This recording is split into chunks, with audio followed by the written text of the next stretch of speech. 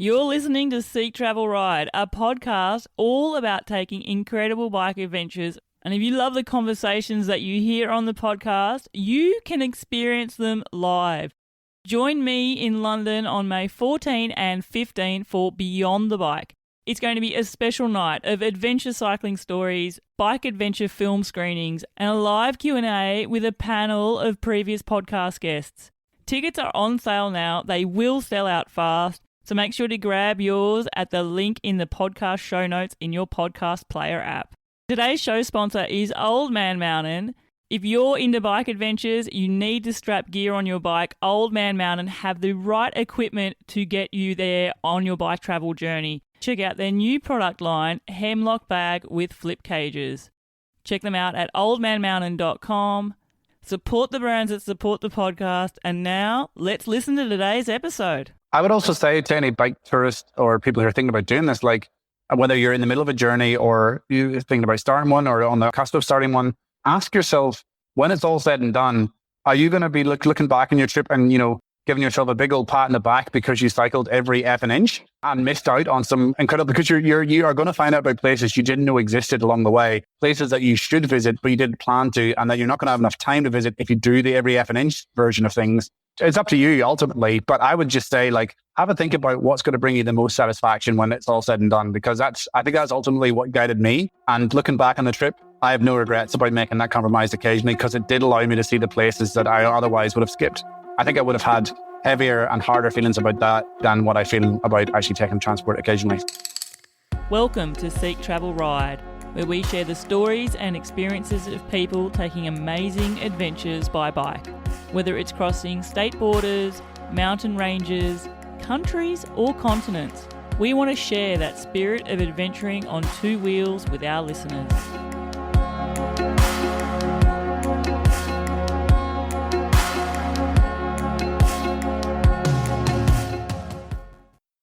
Hello listeners, it's Bella Malloy here, host of Seek Travel Ride, and today I am super stoked to be welcoming back a previous guest of the show, David McCourt. David's no stranger to taking the long way home, literally, as his adventure saw him set off from Melbourne, Australia with one goal in mind, and that was to ride his bike all the way back to his home village of Cushendall in Northern Ireland. Previously on the podcast, I've had the pleasure of speaking with David about the first half of his journey, covering off his adventures through the middle of Australia, Southeast Asia, the Himalayas, and into Central Asia.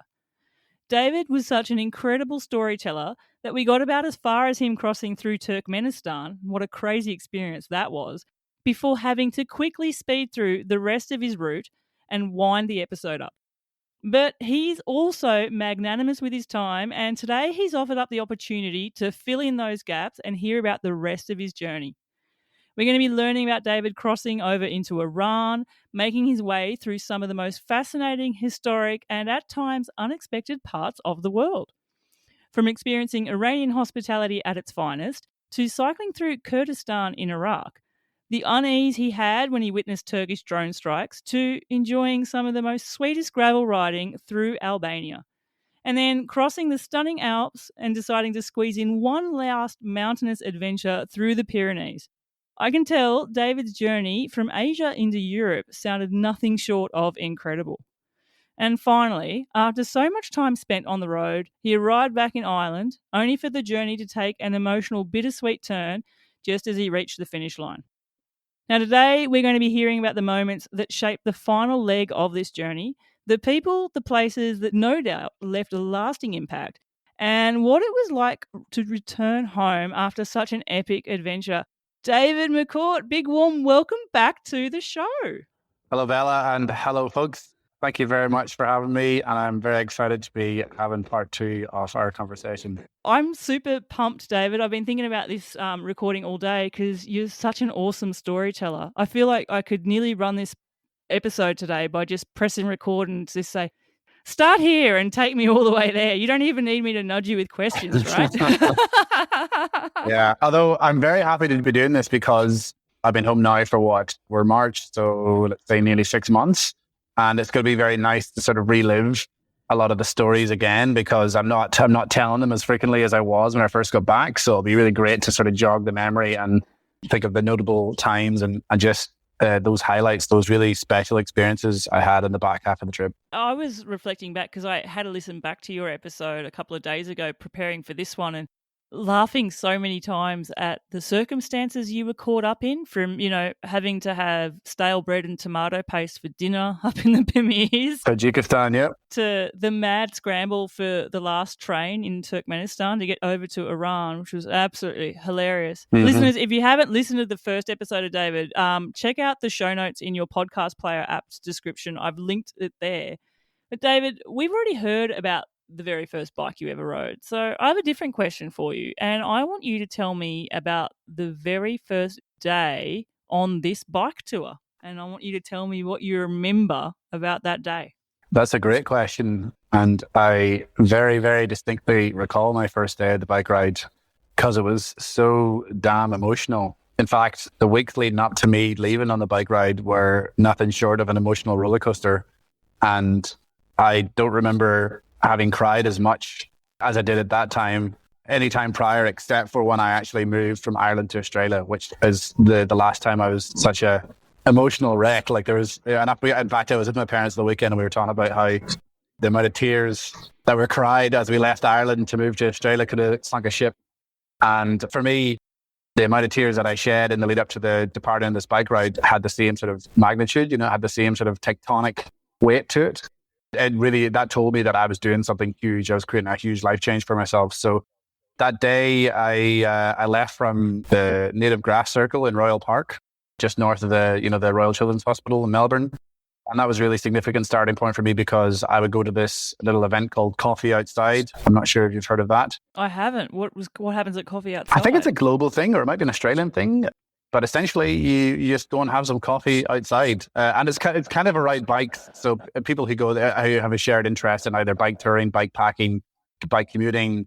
And it's really nice. The one we do in Melbourne, it's a really diverse group of people, really diverse age range from 18, 19-year-olds all the way up to, I think the oldest person I've met there was in their 60s. People who are at uni, people who have jobs, people who are just hanging out. And you just come and sit down and have a chat. And we bring our AirPresses and our little stoves and just cook up a coffee. Oh my God, I need to come to one of these. I haven't been able to attend in I need to start months. The Pyrenees chapter one. Yeah, definitely. And that's the idea. And people do advertise on Instagram and then just come along and have a chat. And it's a friendly bunch of people and you can have interesting chats about bikes or other stuff. So I went to my final coffee outside of that morning and a few friends came along to see me off rather. And I cycled back to my parents' house in Altona because I had a bit of very, very, very last minute packing, just did load of the bike. And I was really nervous too because it was definitely death by 1,000 paper cuts with my weight decisions and, the gear that I packed. And it's the same for anybody who sets off on a long distance bike ride, as I'm sure you know from all your conversations. You always take too much crap in the beginning and you start shedding as you go. So my bike was really overladen and I just didn't know where everything was going to fit. And so I took off that day and it was a really drab exit from Melbourne, cycling through the yucky suburbs of West Melbourne, so Altona and out to Point Cook, all that stuff. But I ended my first day in the Yuyangs. Oh, what a beautiful part of the world. Yeah, it was good to get into a bit of nature, even though I was still sort of in that almost suburbia, that sort of just grassy stuff between Melbourne and Geelong, because I was going to head down to, Torquay and the Great Ocean Road where I was going to get into some good stuff. So that first day was just full of a lot of apprehension and just, I think the main feeling I felt after the tears had left me was relief at finally turning over the pedals. I talked about the doorstep mile, I think, in the first episode. And, that was it. That was me taking that first step and just overcoming that initial bit of, or creating that initial bit of inertia that you need to just get going. And it felt so good to finally start putting some distance between home and, taking off on the journey. So I was just really happy I had begun. And I remember getting to camp and I dropped my power bank, brand spanking big beefy 25,000 milliamp hour power bank, and I dropped it on the ground and it stopped working. I was like, oh man, on the first day. Oh, no way. So I think I bought another one along the way or something, and I had two or whatever. It sort of half worked. And because you would have researched that power bank so much before you bought it too. You were like, oh, which one do I need? Is that one too overkill? No, that one won't be enough. If you're like me, you would have done that. First of many things to break or get damaged along the way, but that's all part of the adventure. So yeah, it was a very emotional day, but a great one and a great way to start the trip. And it was so nice to have all those people, all my friends and folk waving me off and wishing me luck on the journey. There's a photograph on my Instagram page. You go to the very first one. It's me sort of jumping with the bicycle. I was sort of like half caught in the air with the bike. Yeah, it's the very first photograph of the trip. Oh, I'm going to have to scroll through and have another look at that one now that I've got more context around it as well. I was thinking there, David, you know how you're saying everyone packs too much when they first set off? It would have been interesting to see the difference of what you had left when you arrived at Cushendall. But, and I know this all sounds so corny, cliche, metaphoric, I'm not sure of the right word, but in some degree, your panniers would have been overflowing because you had so many experiences shoved in there, like 2 years, 3 months worth of bike travel. And literally true, because people give you stuff. They just, and some stuff you really want to keep because like it's something cool. I remember when I was in Uzbekistan, this really nice guy gave me a chapan. I think there's two ways to pronounce it. And it's like one of these big cotton jackets or coats. It's all the way down to your ankles. And it was so big and bulky. It was perfect because it was like minus 18 degrees. But like, I can't cycle all the way to Ireland with this thing. Like it's huge. And where am I going to put it? Did you got the Tourmalet with that? Like, no, I kept it for a couple of days. It was like, as much as I enjoyed having it in that cold weather, I was like, no, I'm going to post it. So I'd also bought like one of these really nice Uzbek dishes. Like it's got this quite specific pattern on the ceramic, and I posted that stuff home to Melbourne because my panniers would have literally been overflowing all the way to Ireland. I'd still like almost a year to go from that point. So I should know the answer to this, but did you have like a little bike mascot? You know how some people have like a little. I did. What was yours? I sadly lost it too. I lost it in Tajikistan. Farewell, old friend. It was actually a little rubber duck. A little rubber duck that I found on the Great Northern Highway up in Western Australia, and it had like wraparound sunnies and like a high-vis jacket and a little hard hat. So it was obviously some sort of tradie from duck. From the mining or something like that. Yeah. Found it on the side of the road, and I had him I had like a bit of like netting on the front of my handlebar bag, and I had him sort of sitting in there, and it lasted all the way to Tajikistan. It was on the Bartang Valley, and with my now good friend Martin, a French fella that I met there, and we rode together for a week or so. He bounced off at the corrugations, and I only noticed like a day later. I was like, oh no, I'm a mascot. So just think he went through all that headwind, and it was the corrugations that got him in the end. Then, as luck would have it, when I was in Mashhad in Iran, I met some very very nice people, and they gave me another little rubber duck. And I didn't ask for it; they just had it, and they said, "Do you want this rubber duck?" I was like, "Yeah, I'll do it." It's like a resurrection. Yeah, and so I cable tied this one. I cut a little hole in him so that I could actually cable tie him, and there was no way he was going to bounce off the bike. So he made it all the way. Oh, I love it. And listeners, I know that many of you that tune into the show are actually mid-adventure, and if you are someone who's doing that and you have your own little mascot, get in touch with me and let me know what it is. I always love these little things because I have done one and only one ultra race, and I had a little mascot for that, and it was like a little chicken. Mm-hmm. And it was funny because by the end of my ultra, it was like sideways. It looked how I felt. What was the ultra race that you did? It was in the north of France. It was called the Normandy Cat 900. So it was 900 kilometers, and I did it in 66 hours, and I think it was 13 minutes, and it broke my behind well and truly. That's awesome. Like 900 Ks in 66 hours. Wow. Yeah, and can I just say, there's not much of Normandy that's flat or sustained climbing. It's not like the Pyrenees, like rolling, like the Tourmalet, and you're riding up for 2 hours. Yeah. So it's all up and down. One of those things that I still don't believe I quite did, and one of those things in the back of my head will forever tick and going, do you want to do another one? Because it's like that. Yeah, I think it's that type 2 thing. There's a sense of pride in doing it, but then there's also now the understanding of what that actually means to do and how much it hurts to do. Mm-hmm. But then there's that wicked part of your brain that goes, I would like to do it. Mm-hmm. And I have said it on this show before, David, if I did do it, I think the event that I would do would be the Transatlantic Way, which is in Ireland there. So, is there a race for that one? Do they have a race? There is. Yeah, right. There is. Yeah, there is. Definitely do it. Yeah. Sign up for headwind and rain and epic coastlines, right? Well, and also the self-flagellation of like when the route takes every coastal peninsula. And you would know that route, right? Yeah, but you say about wind and rain, but I was so lucky. I got 5 or 6 days of sunshine. I couldn't believe it. It was warm, beautiful sunsets, and like, although then they had the midges, but like it was very, very uncharacteristic for the time of year I was there. So I was super, super lucky. But it's incredible, really beautiful. The only bikepacking I ever did in Ireland was over to the west coast from Dublin because I lived in Ireland during lockdown period. So I was sort of hemmed in for a while. But we had Australian weather on that bikepacking trip. It actually was 33 degrees. Like, when does Ireland get to 33? Like, 23 is a heat wave. Yeah. I had the biggest 99 ice cream of my life. Maybe it's the upshot of climate change that Ireland gets good weather every now and again. Maybe, although I think I saw somewhere last year, the average summer temperature in Ireland last year was like 14.9 degrees. So, yeah, about right. Let's move on from Ireland. You did eventually get there, but I've got to wind you back. I'm going to wind you back to where we sort of left off before I sped you up to Ireland last time. You told us about this crazy train trip to get through Turkmenistan, which would drop you off in Iran. Mhm. And so I want to now take you back to that moment, get off the train in Iran, and tell me about the first few days there. Because it's a place, David, I've heard so many other bike travelers talk about. It's a place that so many of us know for many different reasons in the news. Mhm. And everyone's experiences of it are slightly different, but no less captivating for me. And I want to hear what your experience in Iran was like. I'll also add, it's a place that my mother really, really did not want me to go to. She like, I remember. Sorry, Mrs. McCourt. Yeah, she's like, David, please don't go to Iran. I was like, Mom, I'm sorry. This is one of the places. Hello, Mom, if you're listening. This is one of the places that was non-negotiable for me. Like, it was, when I thought about the trip, I was like India, Central Asia, Iran, must have, and the Caucasus, which interestingly enough, I didn't end up doing because I went to Iraq. But like, yeah, Iran was very much at the top of those places that I needed to visit because I'd heard such incredible things. So I remember getting to the border crossing from Turkmenistan and the top of this mountain pass. So I took the train to Ashgabat, I think it was, the capital, which is a very weird place. I think I described in the last episode.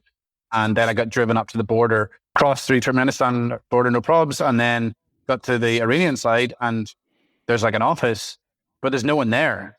I'm like, it's middle of the day. It's like lunchtime, I'm like, where is everybody? Like, and I had to wait for like 20 minutes before anybody even showed up. And the person who did show up he was just like a guy in a leather jacket. He had no badge, he had no nothing. And he sort of went behind the counter and he's like, yes. And I was like, can I come into Iran, please? And he's like, passport. And then another guy showed up eventually. He also was wearing no uniform.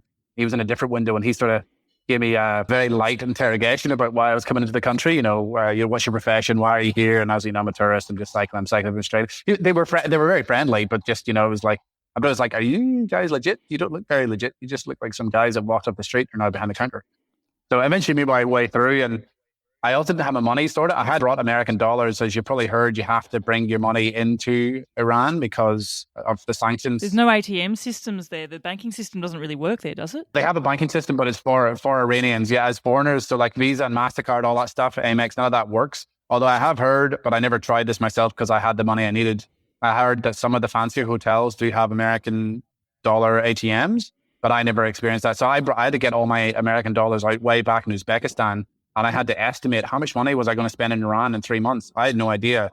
So I did a bit of, I put the feelers out on the WhatsApp groups, cycling east and that sort of stuff. And I got a rough idea of how much I was going to spend. And plus I was trying to have money for Iraq. So I was quite nervous in that regard. But I also had no idea what the exchange rate was because Turkmenistan had censored internet and I couldn't get online. So then you had this whole, anybody who's been to Iran will know there's like the government exchange rate and then it's the black market exchange rate.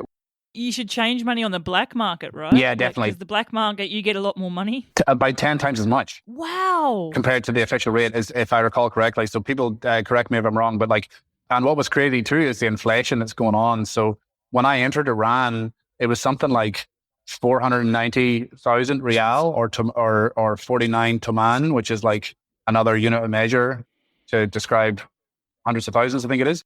And by the time I left the country, so it was like, let's say 49 toman. By the time I left the country, that was to $1. By the time I left, it was up to like 65. So what's that? That's like a almost 25% swing in inflation in just 3 months. So that's just how crazy it is, So the people in Iran are definitely struggling economically. So anyway, got into the country and some guy in a taxi was like, do you want to exchange some cash? I was like, I don't know, you just some guy in a taxi and I have no idea what the exchange rate is. I was like, nah. Thankfully I had enough food to do me for the first night. So I just sort of ploughed on and there was no place really. It was just, there was a small village, but there was nothing open because was it Ramadan yet?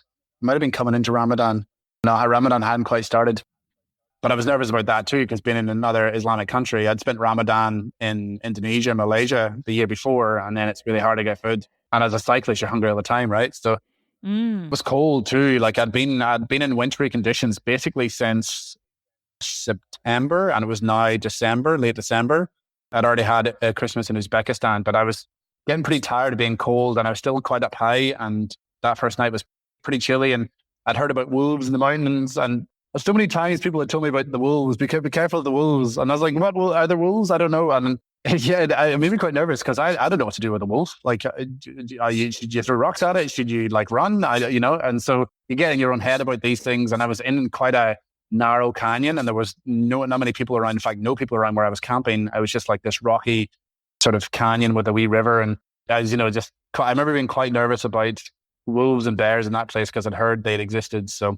What are you meant to do with a wolf? Did you ever find out? No, but what I did find out was it almost never happens. It's super, super rare to see a wolf anywhere, basically. But everyone warns you about it. Well, the locals love a good yarn about a wolf. There's always like, there's wolves in the mountains, don't go to the mountains. Is it sort of like us Aussies telling a backpacker about drop bears? Could well be. I don't know if it's an in-joke because I think they do believe it. I spoke to many Iranians. They're like, "Oh, what about the wolves?" And I was like, "Wait, so there are wolves or they're not wolves?" But I remember speaking to a biologist on WhatsApp, another cyclist, and I was like, a zoologist, and I was like, "So what's the deal? Like, are there actually wolves?" And like, there are, but they're very rare, and they're most of the time they're scavengers. It's very rare for somebody to be attacked.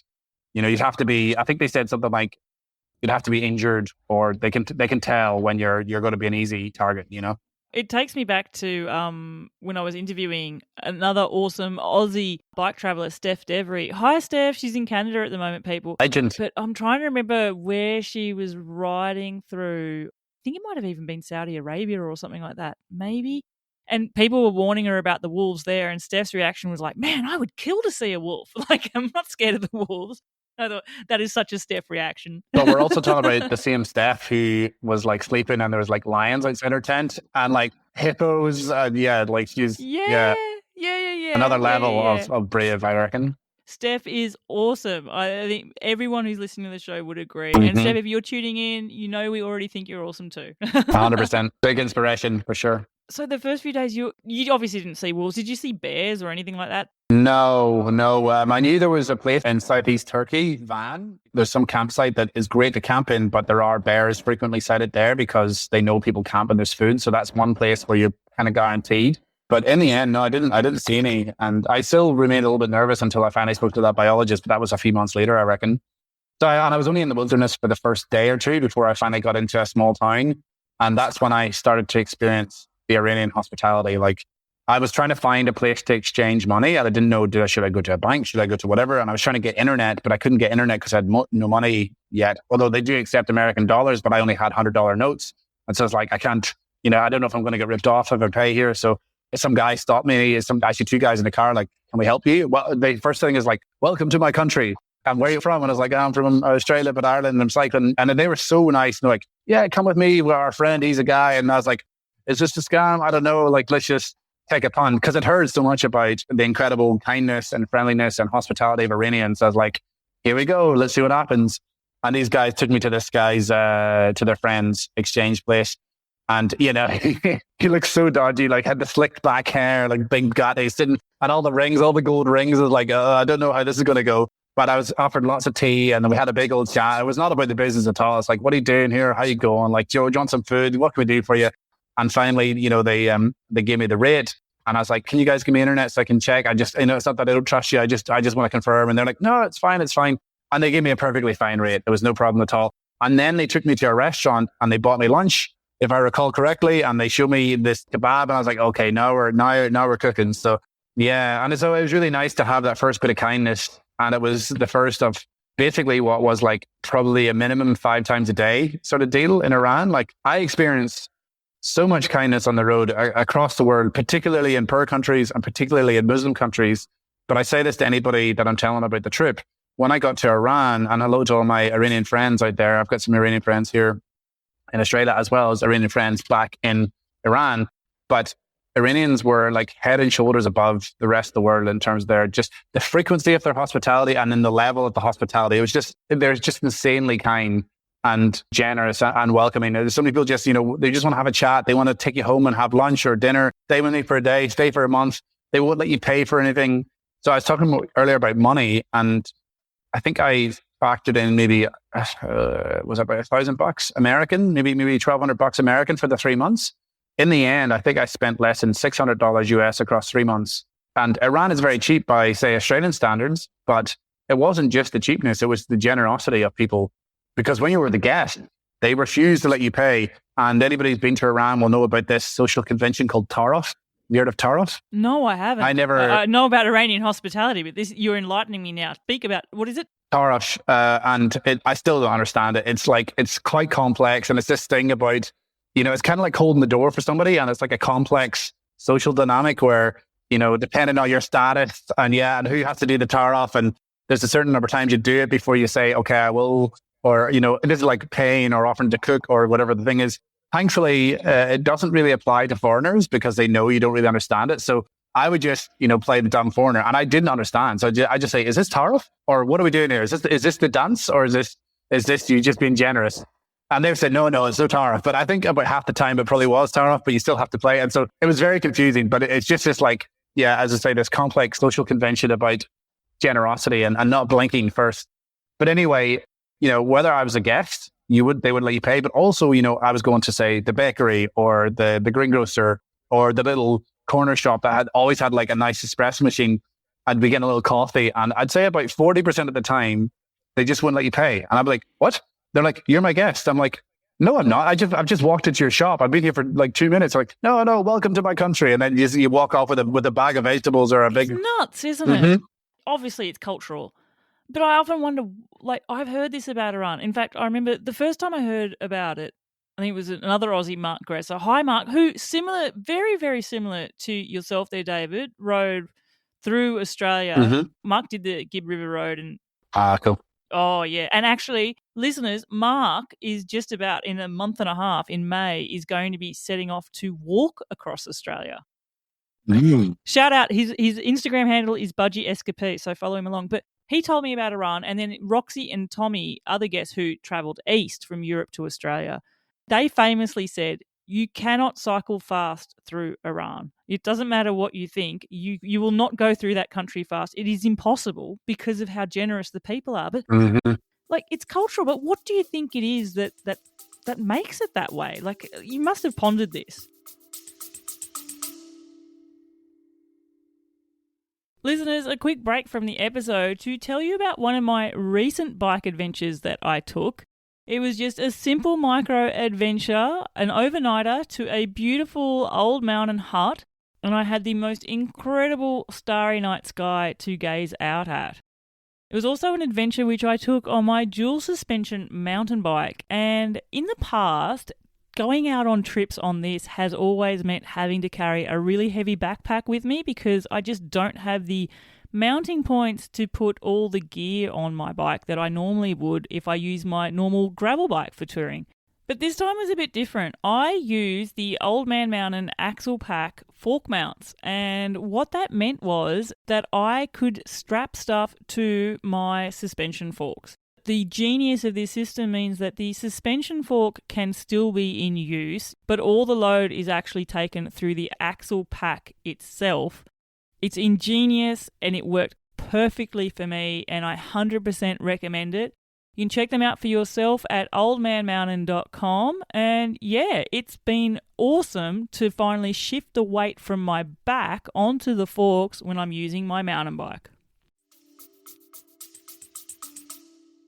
Definitely. I think it's multifaceted. I think primarily it's deeply rooted in their culture.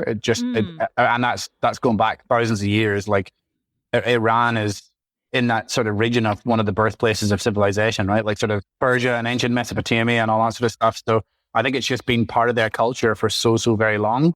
It's also a predominantly Muslim country, and that's also a massive part of Muslim culture. Yeah, and like welcoming travelers and stuff like that. I think exactly. That's part of Muslim culture. A traveler is like a gift from Allah or God or something, isn't it?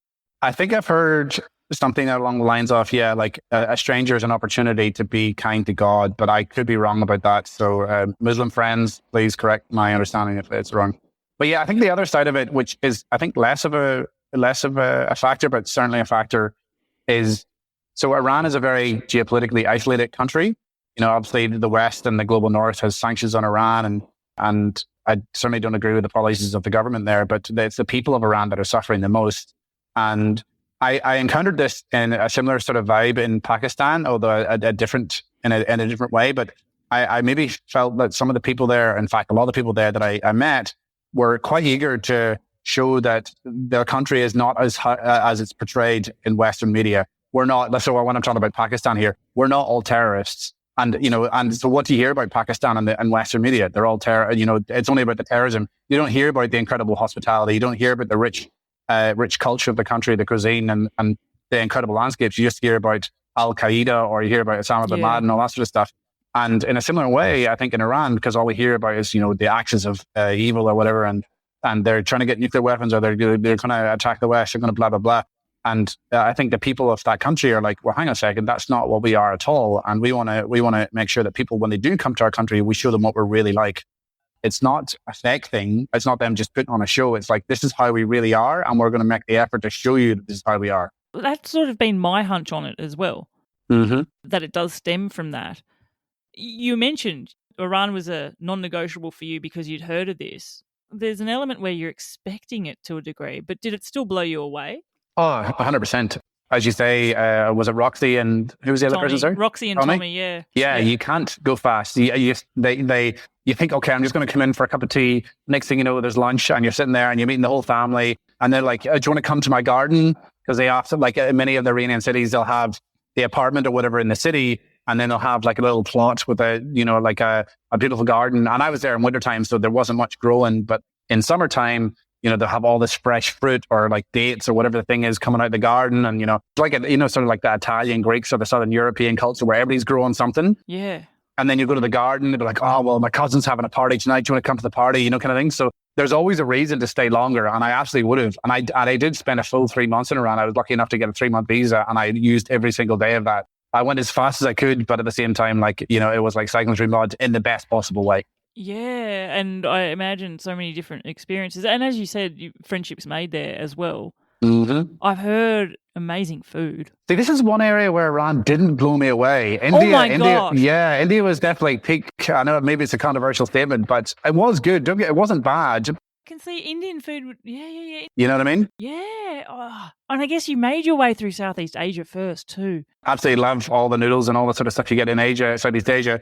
Did the cuisine just fall off a cliff as you made your way along then? Was it like a crescendo and then it just dipped off, or? No, it was a constant peaks and troughs. I guess you finished it off with perfect Guinness at the end, right? And hearty roast dinners, but all through Europe, like the pork gyros in Greece, or like pizzas, and like Italy was amazing. France, yeah, the Balkans, and Turkey had incredible food. So no, food was definitely staying really, really high up in terms of standards. But in Iran, what I heard was the best food is served at home. It's all home cooked stuff. Yeah, you can get good stuff in restaurants, but the best stuff is when you're at home. So I did have some nice meals, but I don't know. My experience was a lot of chicken and rice dishes.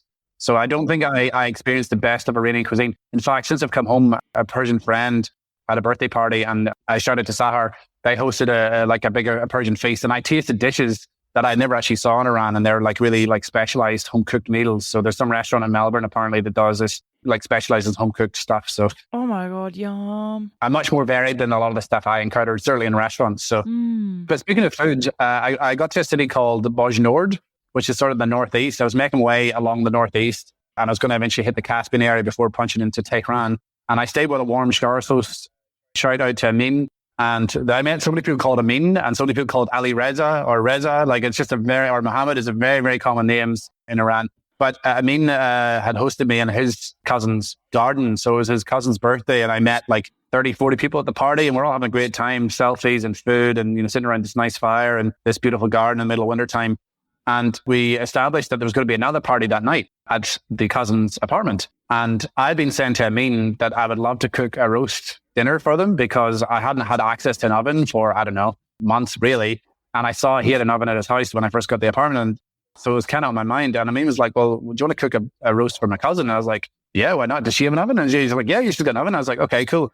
And then it just sort of blew out from there. It's like, well, actually, there's going to be a few more people. And I was like, how many people? And I went from like 10 to 15 oh my God. to 20, all up to like, 30 people in the end, I think. Pressure much? Yeah, I was like, how big's the oven? Because I don't know if I can cook for 30 people in one oven. And they're like, don't worry, we can use the other ovens. I was like, what other ovens? I'm like, my sister lives upstairs and my brother lives downstairs, because this is also quite common in Iran and Middle Eastern countries. The families live in apartment blocks and they're all sort of beside each other. And so, yeah, we can use the other ovens. And I was like, okay. So I think in the end it was about 30 people, and I cooked like a traditional sort of Irish roast dinner. So how many potatoes did you need? an absolute buttload of potatoes, and we're peeling them and all that sort of stuff. And I did have a lot of sous chefs, and so yeah, I cooked this dinner across 3 apartment floors, across 3 ovens, and I had vegetables parboiling, spuds, and like I was running up and down the stairs checking on them. It was absolute bedlam.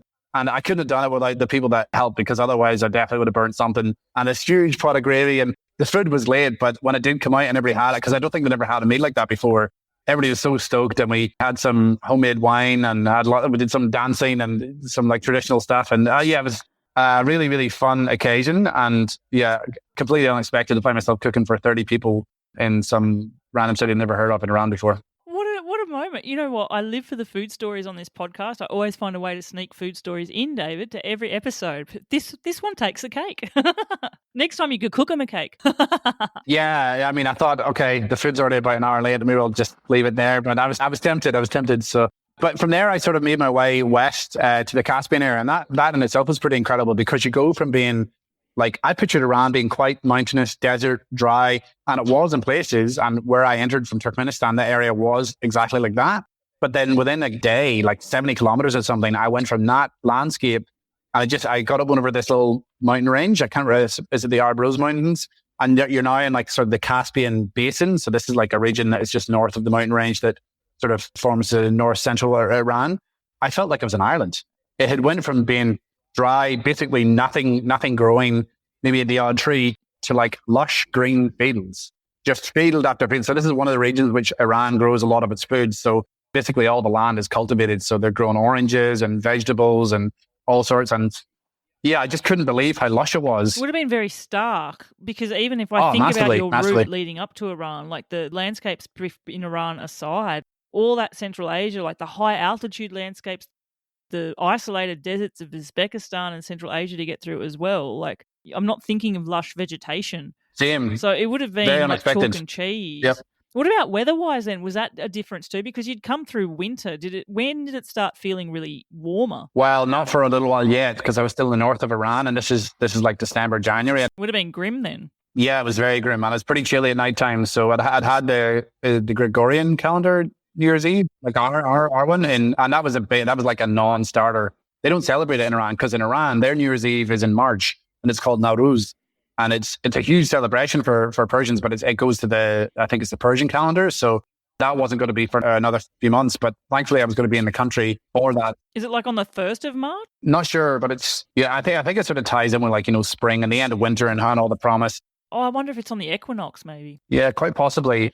But in saying all that, sadly, I missed Nowruz too, because I had come down with a horrendous flu. It wasn't respiratory, but I just was fevering hard for like 5 days. And I was camped when I first encountered this. And I woke up one morning, I was like, I cannot move. So I just sort of stayed in my tent all day on the side of the road. And I was frantically looking for couch surfing hosts or like a warm showers host that I could pull up with for a few days. So I was like, I'm really sorry. I'm not going to be a good guest. I'm really sick. I just need to lie down and just get through this. And this really, really nice fella, whose name escapes me now, put me up, him and his family. And ironically, they were like the only family in Iran who didn't celebrate Nowruz in any sort of meaningful way.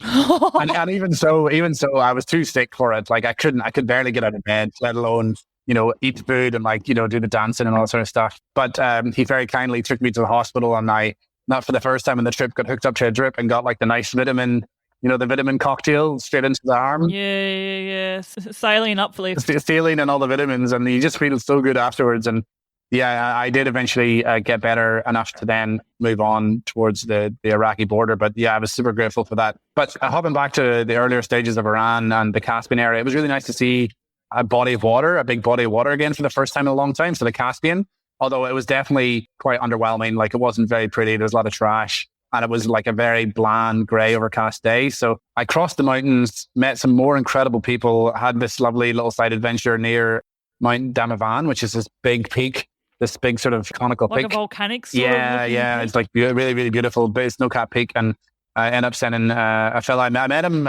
His friend ran a tea stall at like a service station, and I was sleeping at the mosque. I slept in the mosque that night, and we just got chatting and had cups of tea. It's like, oh, my uncle's coming tomorrow. Do you want to come stay at my uncle's like holiday house? It's like, sure. Where is it? He's like, he just gave me the name of the village. And when I passed through, I got him on the text line, and this guy arrived with his uncle, and we drove up, and it was shooting snow. Like, and I wish I had skis on with me because like it was like powder snow, you know. And we drove up this village road. It's super, super steep. I was like really glad not to be cycling. In fact, cycling would have been impossible because of the snow. And eventually the car couldn't even keep going. So it's like, it's not too much further, but we're going to have to walk the last bit because it was just too much snow. So we took our, you know, backpacks and stuff. I stored my bicycle in some shopkeeper's shop, and we trudged through the snow, and it felt like 3K from where the car stopped. And we got to this little house at the top of this village, and he turned on this oil heater, and you know, next thing you know, we're drinking tea and eating this delicious warm meal, and you know, having laughs. And the next morning, we got these incredible views of this mountain. So yeah, it was just one of countless little side experiences where people welcome me into their home. Oh, absolutely mega. I think, is that one of the biggest gifts that you sort of don't realize you're about to give yourself when you take a journey like you did, David? Like just all the experiences all condensed. Like you were saying at the start, it's sort of really cool to be able to sit down to share the stories and speak about them. Mm-hmm. I remember during our first session, one of your motivations to take this journey was all about actually when you listened to the stories. Was it your friend? Is it Tom Mackey? Yes. Tom Mackey, well remembered. I remembered you, Tom. Hello. And he had come back from a ride, was it around Australia or something, and he was sharing stories with you. And so, you know, just that idea that you're now in this position to do that. The reason I say that is I reached out to someone that you met on your journey, because I imagine you met a few bike travelers, right? I did indeed. Although actually not as many as I thought I would. I thought because I was going against the flow, I thought I was going against all the Europeans who were traveling east. You'd be meeting them all the time, but you weren't. No, I did meet a few. You obviously went off the beaten path a little bit. Mm-hmm. So just bear with me here. So I'm going to read you this message and I'll see if you can guess who it is. Okay. David is such a legend. I'm extremely lucky to have randomly met him in Turkey. I was like a puppy listening to his stories all day. We sacked off the day and decided to camp on a beach together just so I could listen to more of his stories. I cannot wait for this next episode with David. The man is so good at telling stories. That's got to be Fergal, Rossi to Aussie. Yes, Rossi to Aussie. Fergal's going to be on the show, so we get to look forward to that. Ah, class. Yeah, you'll have good fun talking to him. Will I what? He's been through the wars in China, for sure. He's now in Vietnam. Anyway. Yeah. This is Fergal's question for you. I'm going to play it for you, and you can tell me your answer. Hey, David. Hey, Bella. I hope you can hear me all right as I'm coming to you from northern Vietnam. David, my man, it's been a while since we met on that quiet coastal road in Turkey. Your stories immediately grabbed me, just as I'm sure everyone listening right now is captivated by hearing those same experiences. When we met, you had recently traveled through some of the most dangerous regions, according to Western media. It was from hearing about your journey that inspired me to take the leap myself and venture into some of those same areas. So my question is this. In a world that often focuses on danger and uncertainty, what was it that gave you the conviction to embrace that risk and go down those roads yourself? And for other bikepackers considering such challenging routes, what would be your advice on balancing the allure of adventure with the reality of potential danger? Cracking question, right? Yeah, a very well articulated question. Thank you very much, Fergal. And I hope you're doing well in Vietnam. I just saw you've done the Hai Han Giang Loop, or what's it called?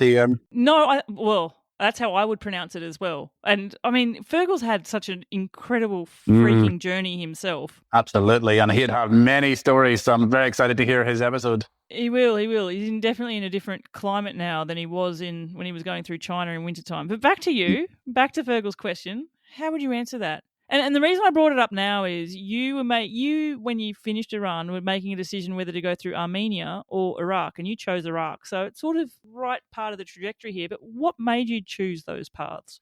Yes, I think a few things. So you mentioned Tom before, and hearing his stories of being on the road and the kindness that he experienced. And granted, that was way back in Australia, so we're not talking about countries like Iran or Iraq that you hear such negative stuff about. But I'd heard from other bike travelers, the more I got sucked into the world of bike traveling and bike touring and hearing the stories and, you know, for example, reading Al Humphrey's books as well and all the other stuff that I got amongst at the very least, there's a curiosity to go, can people really be that good? Can the people really be that nice? But I also think deep down inside me, I had a faith that most people in the world are good.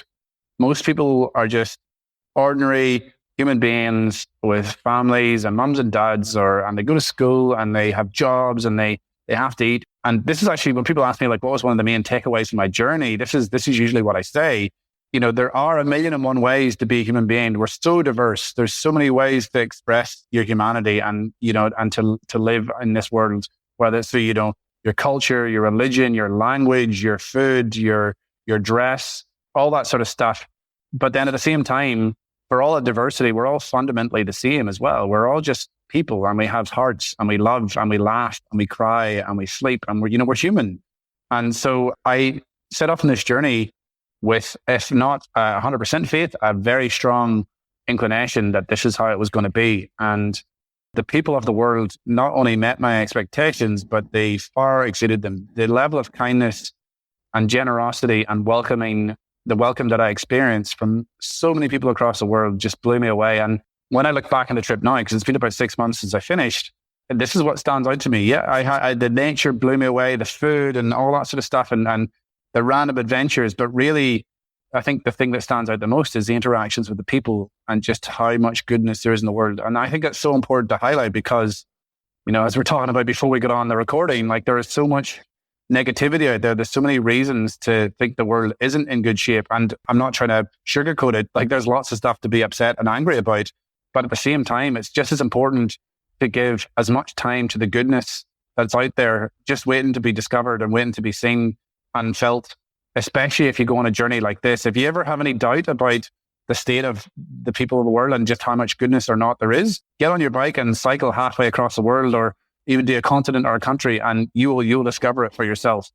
What I'm not saying is I'm not guaranteeing that you're not going to have hardship, that you're not going to have a hard experience. Like Fergal will tell you in his episode, like, he encountered a pretty challenging time, a massive testament to Fergal's tenacity, but also his heart, that he didn't let that experience change how he saw the people of the world. He had one bad experience amongst countless good ones.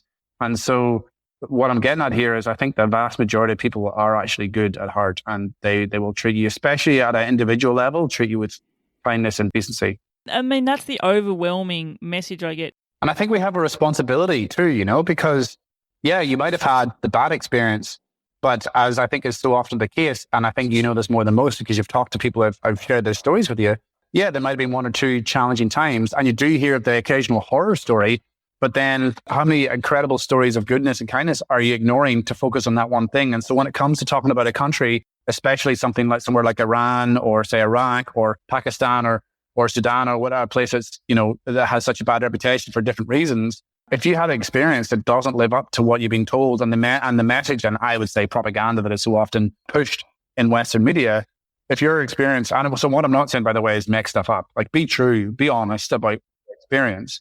But it would be irresponsible to focus on the negative experience or the out there story just because it's noteworthy when you actually had, 99% of your experiences were full of kindness and decency and goodness from people. Like, that just wouldn't be right, Yeah.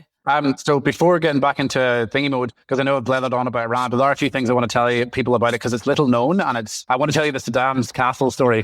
You totally need to tell me about it. So hang on, Saddam's castle, I'm thinking this is in Iraq. Yeah. Yeah. So you decided not to go to Armenia and you would go to Iraq. Yeah, and the reason for that, I met a few people along the way who had told me about Kurdistan, Iraq. I didn't even know you could go to Iraq. I was like, I assumed it was just too dangerous. Looking back on the trip, one thing I would have changed was also go to Afghanistan. I was going to ask, did you go to Afghanistan? No, it's the only stan I didn't hit, and I wish I had, because Tomas, another Irish fella that I did actually meet on the journey, we almost crossed paths actually in Iran, but then also way back in Southeast Asia. But I finally met Tomas when I went to his pub in County Kerry. He invited me, and he was a fantastic host. Fed me, watered me, as many pints. I had enough Guinness to sink a ship as well. And we had a good crack for one night because at that stage is in a rush. But finally met Tomas, so shout out to you, mate. And he's actually now, I think he's in Syria at the moment. So speaking of places that you thought you couldn't go, because when I was doing my journey, Tomas has done. Do you know Tomas, by the way? Have you seen his? I think I do. I'm just trying to think of what his Insta is. He on Instagram? Tomas Mac. It's on Brother Fada. Yeah. Oh, I've been swapping messages. Because Tomas lives in the Gaeltacht area, which is where people speak Irish as their first language. And he's been in Syria, so that's going to be fascinating because I'm not sure how many bike tourists have actually been through there since, and I'd be really interested to see what he has to say about it. But like, that's not over. There's still a lot of stuff going on in that country right now. So I had my good time with my friends near Mount Damavan and headed down into Tehran. And you're asking before about, when did the warm weather start? Well, by this point, it had been almost like a 4 or 5 month winter. I'd been pretty cold since northern Pakistan. And I'd heard that down in the Persian Gulf in the south of Iran, it was a beautiful time of year, like 21, 22 degrees, crystal clear water. I was like, I'm making a break for it. Like, I've had enough this winter. So after having a great time in Tehran and having a good poke around there, including, I have to mention, if you find yourself in Tehran, a must do is what is the former US embassy in Tehran and is now funnily named the US Den of Espionage. Like a museum or something? Or? Yeah, it's essentially a museum, and it's really, really interesting, deeply needed, because I'm really interested in the geopolitical stuff too, to be outside the West and then receiving, another take on the state of affairs. And there's a lot of anti-Western propaganda in there, like anti-US propaganda. But you know what? I don't think it's all untrue. Like there's a lot of truth to what you're seeing there. And I'm not saying that the Iranian government's got a perfect record. In fact, far from it. But some of the stuff you see there, it definitely highlights, at the very least, the hypocrisy of the West and the global North and American imperialism and all the other empires that have come before it that have, torn across the world only to just eventually crumble, but at the cost of suffering and death to so many people across the world. So, but it's deeply fascinating to go there. You can sort of see, people might have seen that movie Argo, which talks about the hostages that were taken. That's based on a true story. So you get to see the American embassy, some places as it was, because they caught people like trying to shred paper that was, collecting information, spying on Iran. So that was really cool. But anyway, so I decided to take a bus to the south because I didn't have enough time to cycle all the way to the south and then all the way back north again. So I took an overnight bus and actually posted my bicycle by train because it was going to be a lot easier logistically than trying to, take the wheels off the bike to put it on the bus. And I found myself down in a city in the south called Bandar Abbas. And I'd heard about these series of islands. I didn't even know Iran had islands. It was news to me when you gave me a little remit of where you went, and I was like, islands in Iran? I was like, oh gosh, my map of the world keeps growing.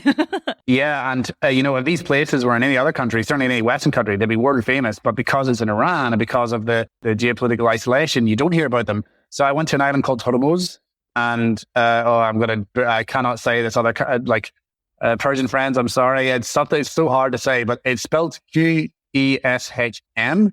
And I say Keshem, but it's like gauge. It's like this. Is this sound that I just can't do? It's like me and the French R. We will never get on. Yeah, it's hard. But still, any Persian friends, if you want to, post in the comments, or whatever, about how to actually pronounce this word.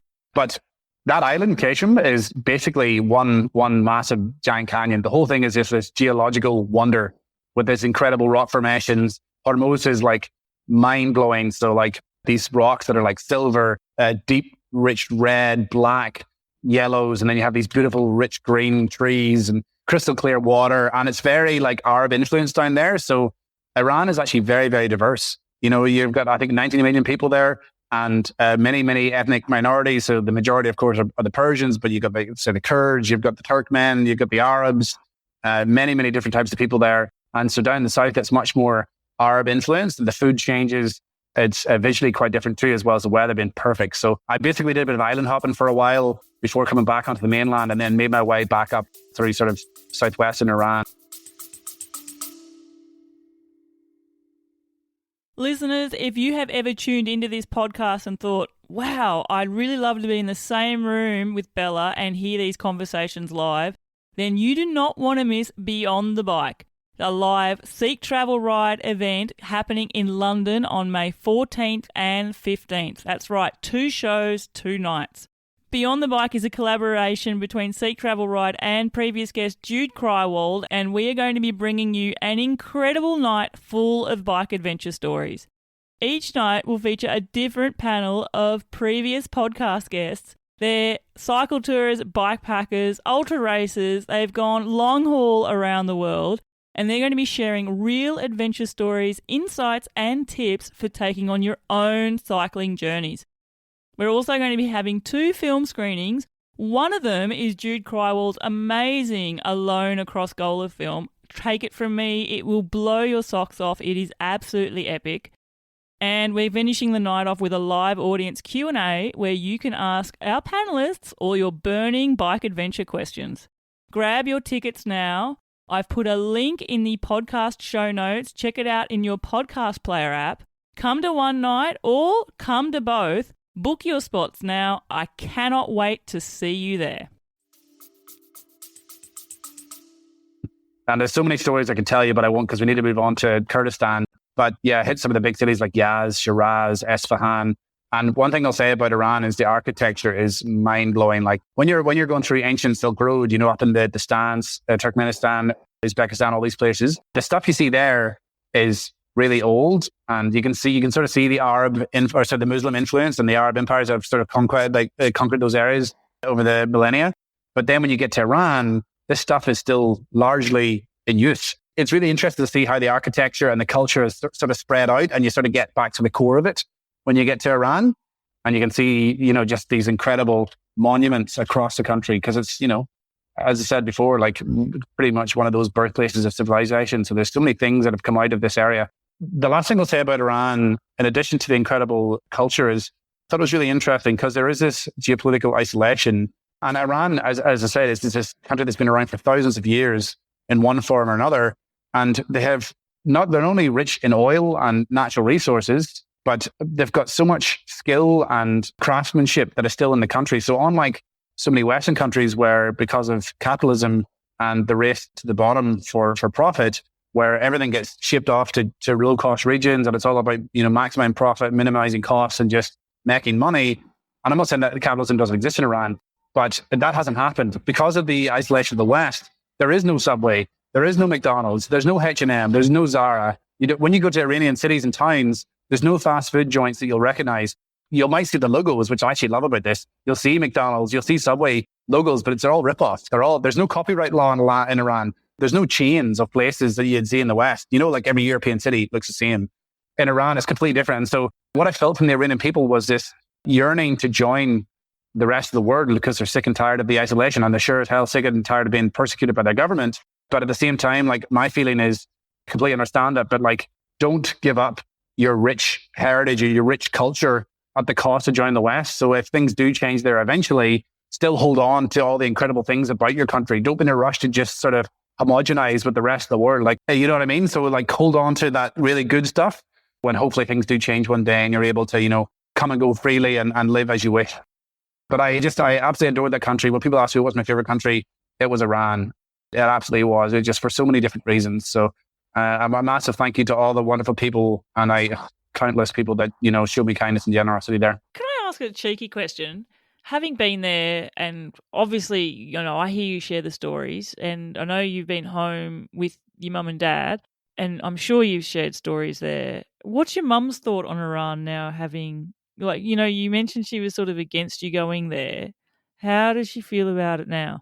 It's a good question. And I think in general, her main feeling is she's just glad I'm home and I'm alive. She's glad you survived. Okay. Because I was there after the Hamas attack in Israel, and then there was a volley of rockets being fired, and so I was a little bit nervous about that because although when you're actually in Iran, it was kind of business as usual. People just, I think they've been like in these sort of states of anguish for so long that it is normality, but people weren't, scared per se. But I was a little bit concerned that things might escalate, and if it did blow out to all-out war, that could be a big issue for me in terms of getting out of the country. So my mom, as far as my mother, her thoughts on things, I think she's just relieved.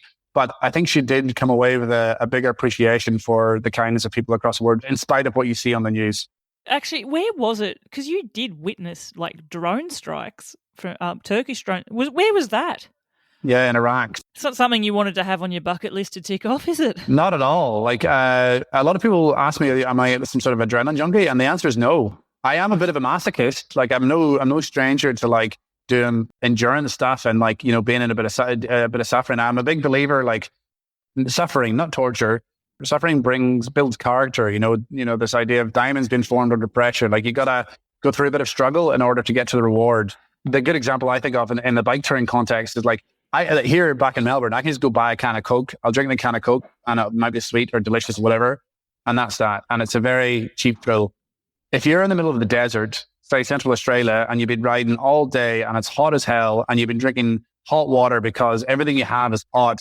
The last shop you've been to was like 300 kilometers ago. And the next one you're going to see is going to be in another 300 kilometers. And then some caravan or some grey nomad stops at the side of the road and says, "How you going?" And you're like, "Yeah, I'm not too bad." And they're like, "Do you want some water?"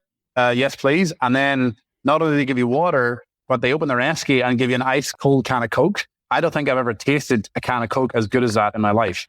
You have a much bigger appreciation when you've worked hard for something or you've had to go through a bit of suffering. So that's my attitude. So I didn't set off on this bike journey to get myself into hairy situations and try and get out of them. I wanted to do something that was hard. And Al Humphreys talks about this stuff a lot as well, about, if it was easy, everyone would be doing it and it maybe wouldn't be as worthwhile. And the fact that there has to be a bit of hardship to get through it is what makes it more worthwhile pursuing, I think. Earlier you were mentioning how you ended up taking a bus because you knew you wouldn't have enough time to cycle down and cycle back. Mm-hmm.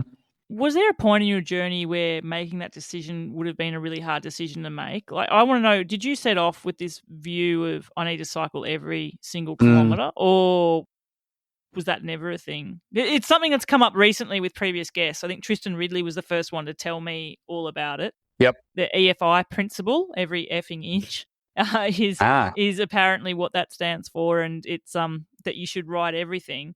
And I remember, you mentioned Al, I know that he sort of had that a little bit as well. So what about yourself? I also started off with that grandiose idea of how to keep the trip. And I held on to it for quite a long time. And then I think a lot of this happens to a lot of people too, who start off with the same sort of feeling that just somewhere along the lines you go, what about it? Like, it's all so arbitrary. You just, like, there are no rules. It's your adventure. Like, why self-flagellate the whole way? Like, yeah, I know I just talked about suffering and all that sort of stuff and how good it is for you, but at the same time, like, enjoy yourself. Don't just suffer for the sake of suffering. Like, if there's an opportunity to have a good time. And for me, really what clinched it in terms of sometimes taking transport, I still tried to, in general, keep it to an absolute minimum. I wasn't like, I'm just going to bus all the way, because I still wanted the other way in which I was able to reconcile it with myself is, when I looked at the route that I took, it was so convoluted. I did not take the most direct way. A proper squiggly line. I think I cycled like probably 13,000 kilometers more than I needed to. Maybe more than that. I'm not sure. If I just, plugged it into Google Maps and said, check the land route to Ireland from Australia. Like I did way more. So I was like, all right, I'm not going to be too harsh on myself in that regard. But more importantly, there's just times when you can't do it all and you're going to have to compromise. And so the first place that I really made a big compromise was in India. I had a deadline to get to China because my visa, which I'd gone into Kathmandu, was going to expire by a certain date. And I only had, I think, let's say 3 or 4 weeks to get from Delhi all the way to the Chinese border in North Pakistan. And I wanted to see Kashmir. I wanted to see Ladakh, Himachal Pradesh, this region, but I didn't have enough time to do it all. So I did take a bus from Delhi to Manali, I think it was. And I ended up taking another bus because I was running out of time again from Ladakh to Srinagar, I think, in Kashmir. And you know what? Those 2 weeks that I spent in that region of India were by far the best times of India, because I wasn't in the Ganges Plains in the friggin' height of summer getting completely toasted every single day. I was up at like high Himalaya. I was seeing these incredible landscapes, and I'm still doing some really hard high altitude cycling, get up to 5,000 meters and just experiencing this completely different side of India. And if I had been like this real, hard case about every inch, then I wouldn't have been able to do that. I would have had to just, spend 5 days cycling from India to the Pakistani border and then moving on. You know what I mean? It's opportunity cost is really what it is. Yeah, everyone does their adventure differently and uniquely, and that's the great thing, because there's no carbon copy way of and right or wrong way of doing it. But I must admit, like, hearing these sort of stories, the idea of packing in that flexibility, being open to changing your route and shaping it so that it becomes a route which energizes you, whether that's through doing the hard stuff or not. But I totally take those seeds of wisdom on board for my own trips for sure. I would also say to any bike tourist or people who are thinking about doing this, like whether you're in the middle of a journey or you're thinking about starting one or on the cusp of starting one, ask yourself, when it's all said and done, are you going to be looking back on your trip and, giving yourself a big old pat in the back because you cycled every effing inch and missed out on some incredible, because you are going to find out about places you didn't know existed along the way, places that you should visit, but you didn't plan to, and that you're not going to have enough time to visit if you do the every effing inch version of things It's up to you ultimately, but I would just say, like, have a think about what's going to bring you the most satisfaction when it's all said and done, because I think that's ultimately what guided me. And looking back on the trip, I have no regrets about making that compromise occasionally, because it did allow me to see the places that I otherwise would have skipped. I think I would have had heavier and harder feelings about that than what I feel about actually taking transport occasionally. So I want to take you to Iraq then, and Saddam's palace, because you've mentioned it, and then we went on a beautiful David story on 3 roundabouts away. So tell me about, how did you end up there, and what's it actually like? Because you know, we obviously know what he was like, a horrible, horrible dictator, but what was it like being in his palace? Yeah, and I'll just say quickly, thanks everybody. He's still with us, and for going on the wild rides. We live for this, David. Don't worry. Anybody who knows me in any capacity knows you just have to strap in sometimes and watch my brain leapfrog from one thing to the next. Oh, I love it. You're sort of like a bikepacking version of Billy Connolly. Like the story starts and we go all off course and come back, and it all makes sense. Maybe less intelligible than Billy Connolly at times. Oh no, I love it. Anyway, keep going. So I was in Iraq because I'd heard such good things, and I had made that decision to go there instead of Armenia, as you said. And I did hope at that time that I was maybe going to do both, but in the end I couldn't. I just ran out of time. I spent, I think, just about 2.5, 3 weeks there. And one of the other big reasons I did, apart from hearing all the good things, was like, when's the next time I'm going to get a chance to cycle into Iraq? Like, and let's just see what it's like. Like the part I'm going to, and this sort of brings me back to the second part of Fergal's question, which I realized I didn't answer. It was like, how do you balance the risk versus reward aspect of things? And I felt like to that point in time, I'd heard enough good things about the safety of that part of Iraq, like Kurdistan, Iraq, and the interactions of the people, that it was like, it was a measured risk. It wasn't a war zone. I'd heard that parts of federal Iraq, which is the rest of the country, down in the southwest in the desert areas, that's still a bit unruly, but even like likes of Baghdad and some of the other major cities, they're by and large quite safe these days. And obviously situations are dynamic and fluid and whatnot, but what I'd heard about Kurdistan told me that it was going to be safe. And once again, my poor mother's heart was broke when she heard that I wasn't leaving Iran for the relative safety of the Caucasus, and that I was heading in next door to Iraq. So how many candles did your beautiful mother light for you along the way? Seriously, a lot, right? Mother, Patricia, that's a good question. I don't know, because I don't think I ever asked you how many candles you lit for me. So, or how many prayers were said. I have a beautiful Northern Irish mother-in-law who certainly lights candles for me. So I was heading along this road. It's sort of in North Kurdistan. So Kurdistan's in the northeast of Iraq, and you're right, Saddam Hussein was a bad dude and committed some atrocious crimes against humanity, particularly against the Kurdish people. And the Kurds are an incredibly stoic, kind, welcoming, friendly, and really proud people. They're really proud of their culture, and they've been getting shafted by one empire or a great power or another for decades, if not hundreds of years, whether it be the likes of the Brits, the Americans, the Turks, the Iraqis, the Iranians. Like there are people that have been shafted many, many times in different ways. And in spite of all that, they're still full of goodness and kindness. So, but I had heard that along the northeast border with Turkey, that there are occasional drone strikes. You might see some. I think I heard this from other bike packers that I met along the way. I was like, yeah, okay, but I'm probably not going to see that, right? And there was just one day I was just cycling along this road. I was like sort of in a big valley, and there was like a mountain, probably as the crow flies, the ridgeline would have been like 1.5 K, 2 Ks from where I was on the road. So it was quite a bit higher than me, and, you know, kind of diagonal away from me. And I just heard this. I was like, whoa, what was that? Because I'd been listening to a bit of music, and I took the headphones out and, you know, darting around looking for where that was. And I just saw this plume of smoke rising from the ridgeline. I was like, whoa. And then I noticed to the left of me, there were some people, like local people, taking photographs. And so I stopped and I ran up to the hill where they're taking photographs and said, like, what's going on? They're like, yeah, it's Turkish drone strikes. And I was like, what?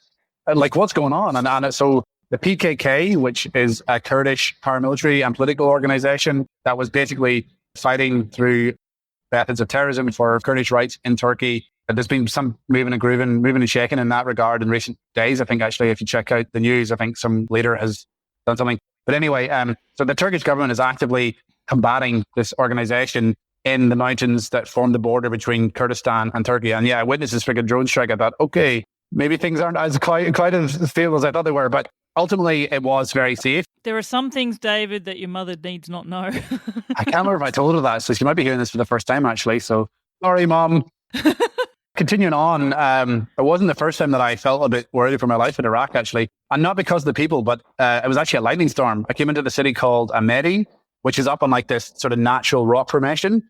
And this thunderstorm, which was originally kilometers away in the distance, all of a sudden was on top of me. And I felt like I was in the storm. Like I've never seen lightning strike as close to me and as loudly. It was like explosions going off. And anyway, I took shelter in a mosque, and it was actually the night before Eid, and I was welcomed in. It was very good in the end. So, but I want to get to Saddam's palace because it is pretty interesting. So the hospitality of Kurdistan wasn't as frequently offered as Iran, but when it was offered, like it was just as incredible. So it wasn't like in Iran where every day people would say, come to my home and stay with me kind of thing. But once you were the guest, it was just incredible. So nice, so friendly. And they wanted to show you everything. They wanted to show you their culture and their food and show you around. So I ended up in this village, I think it was called Spindari.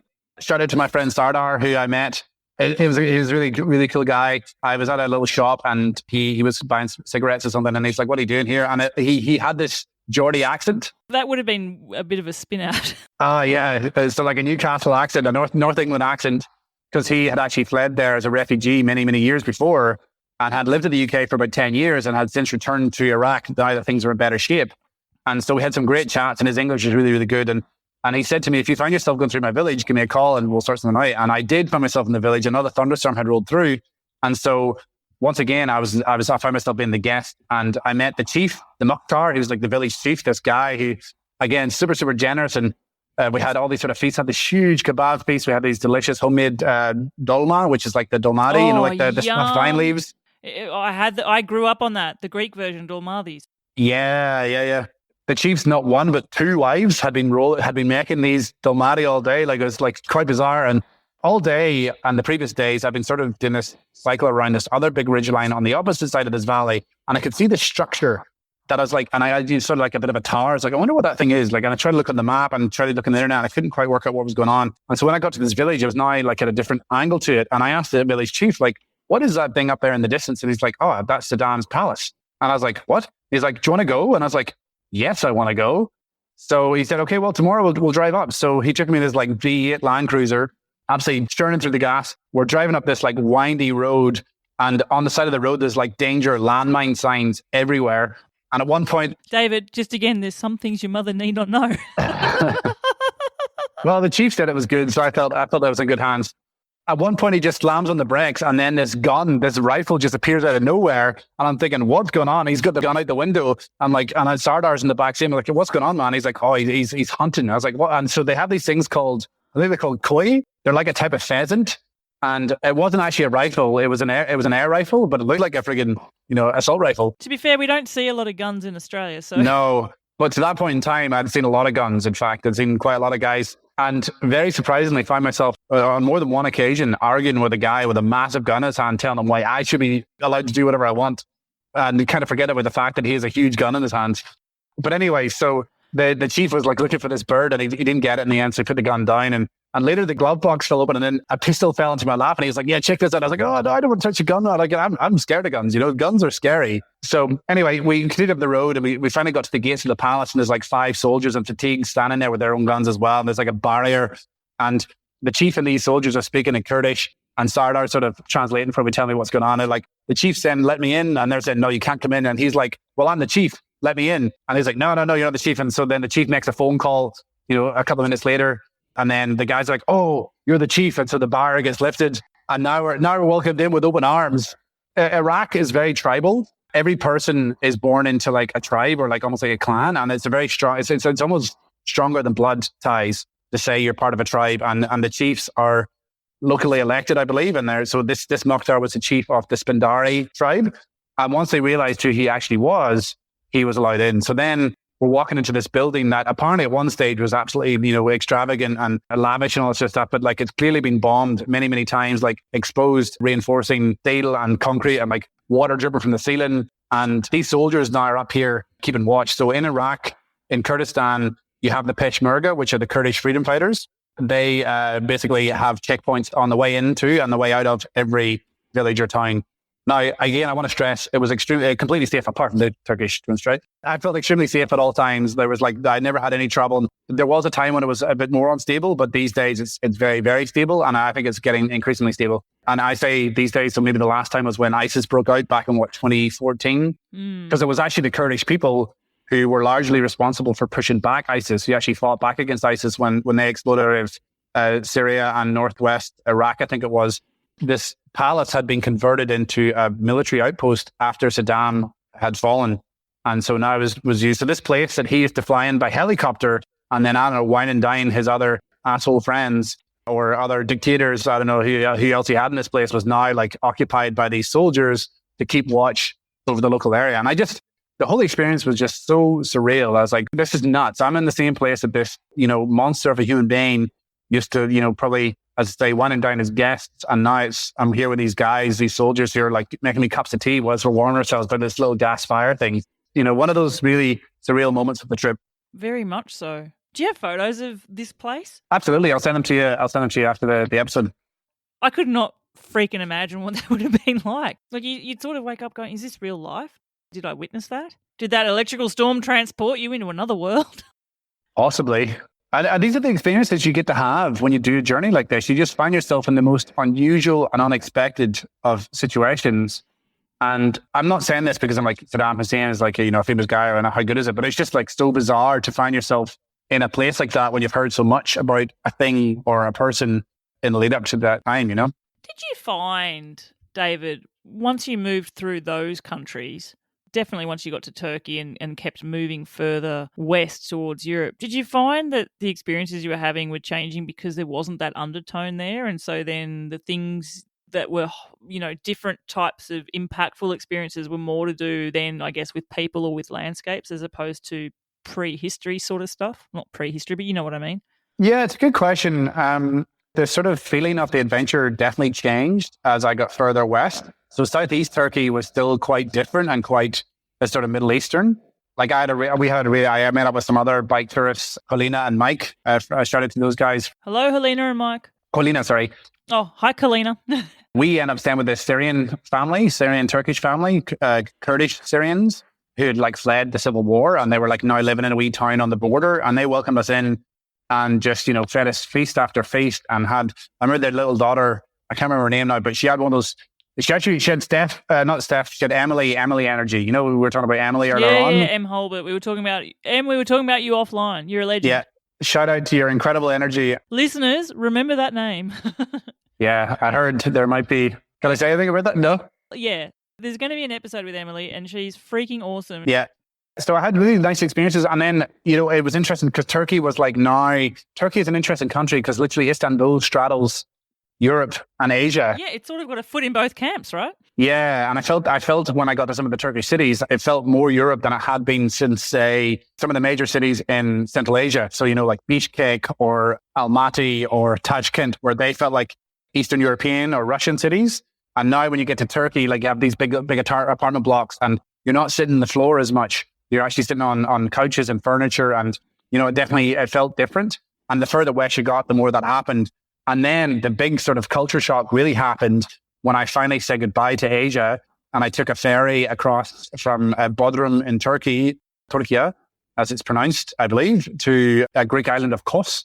20-minute boat ride. Yeah, not far. You go from like a sort of westernized version of Turkey to all of a sudden you're in a British holidaymaker land, like just, like hotels, condos, people just there to like white ass Brits just there to get their like pink sunburn. I feel embarrassed by it. Yeah, it's very cringe. It's a real hard one in a way because there's also an element where they're embracing the tourism, they're embracing the opportunities coming their way because of that and because of that from an economical surge. But then there's also, I don't know, anyway, as you were. But totally, I have mixed feelings about it too. And I think we might have even touched on this in the last episode about how tourism and how it invariably changes the dynamic of a place. And when masses of people from another country, especially rich Westerners or comparatively rich Westerners go there and then, to try and look, I'm not going to pretend like I haven't done that too. Like one of the benefits of traveling as a Westerner is like places are more affordable. I don't agree with it, but I'm not going to say I haven't taken advantage of it.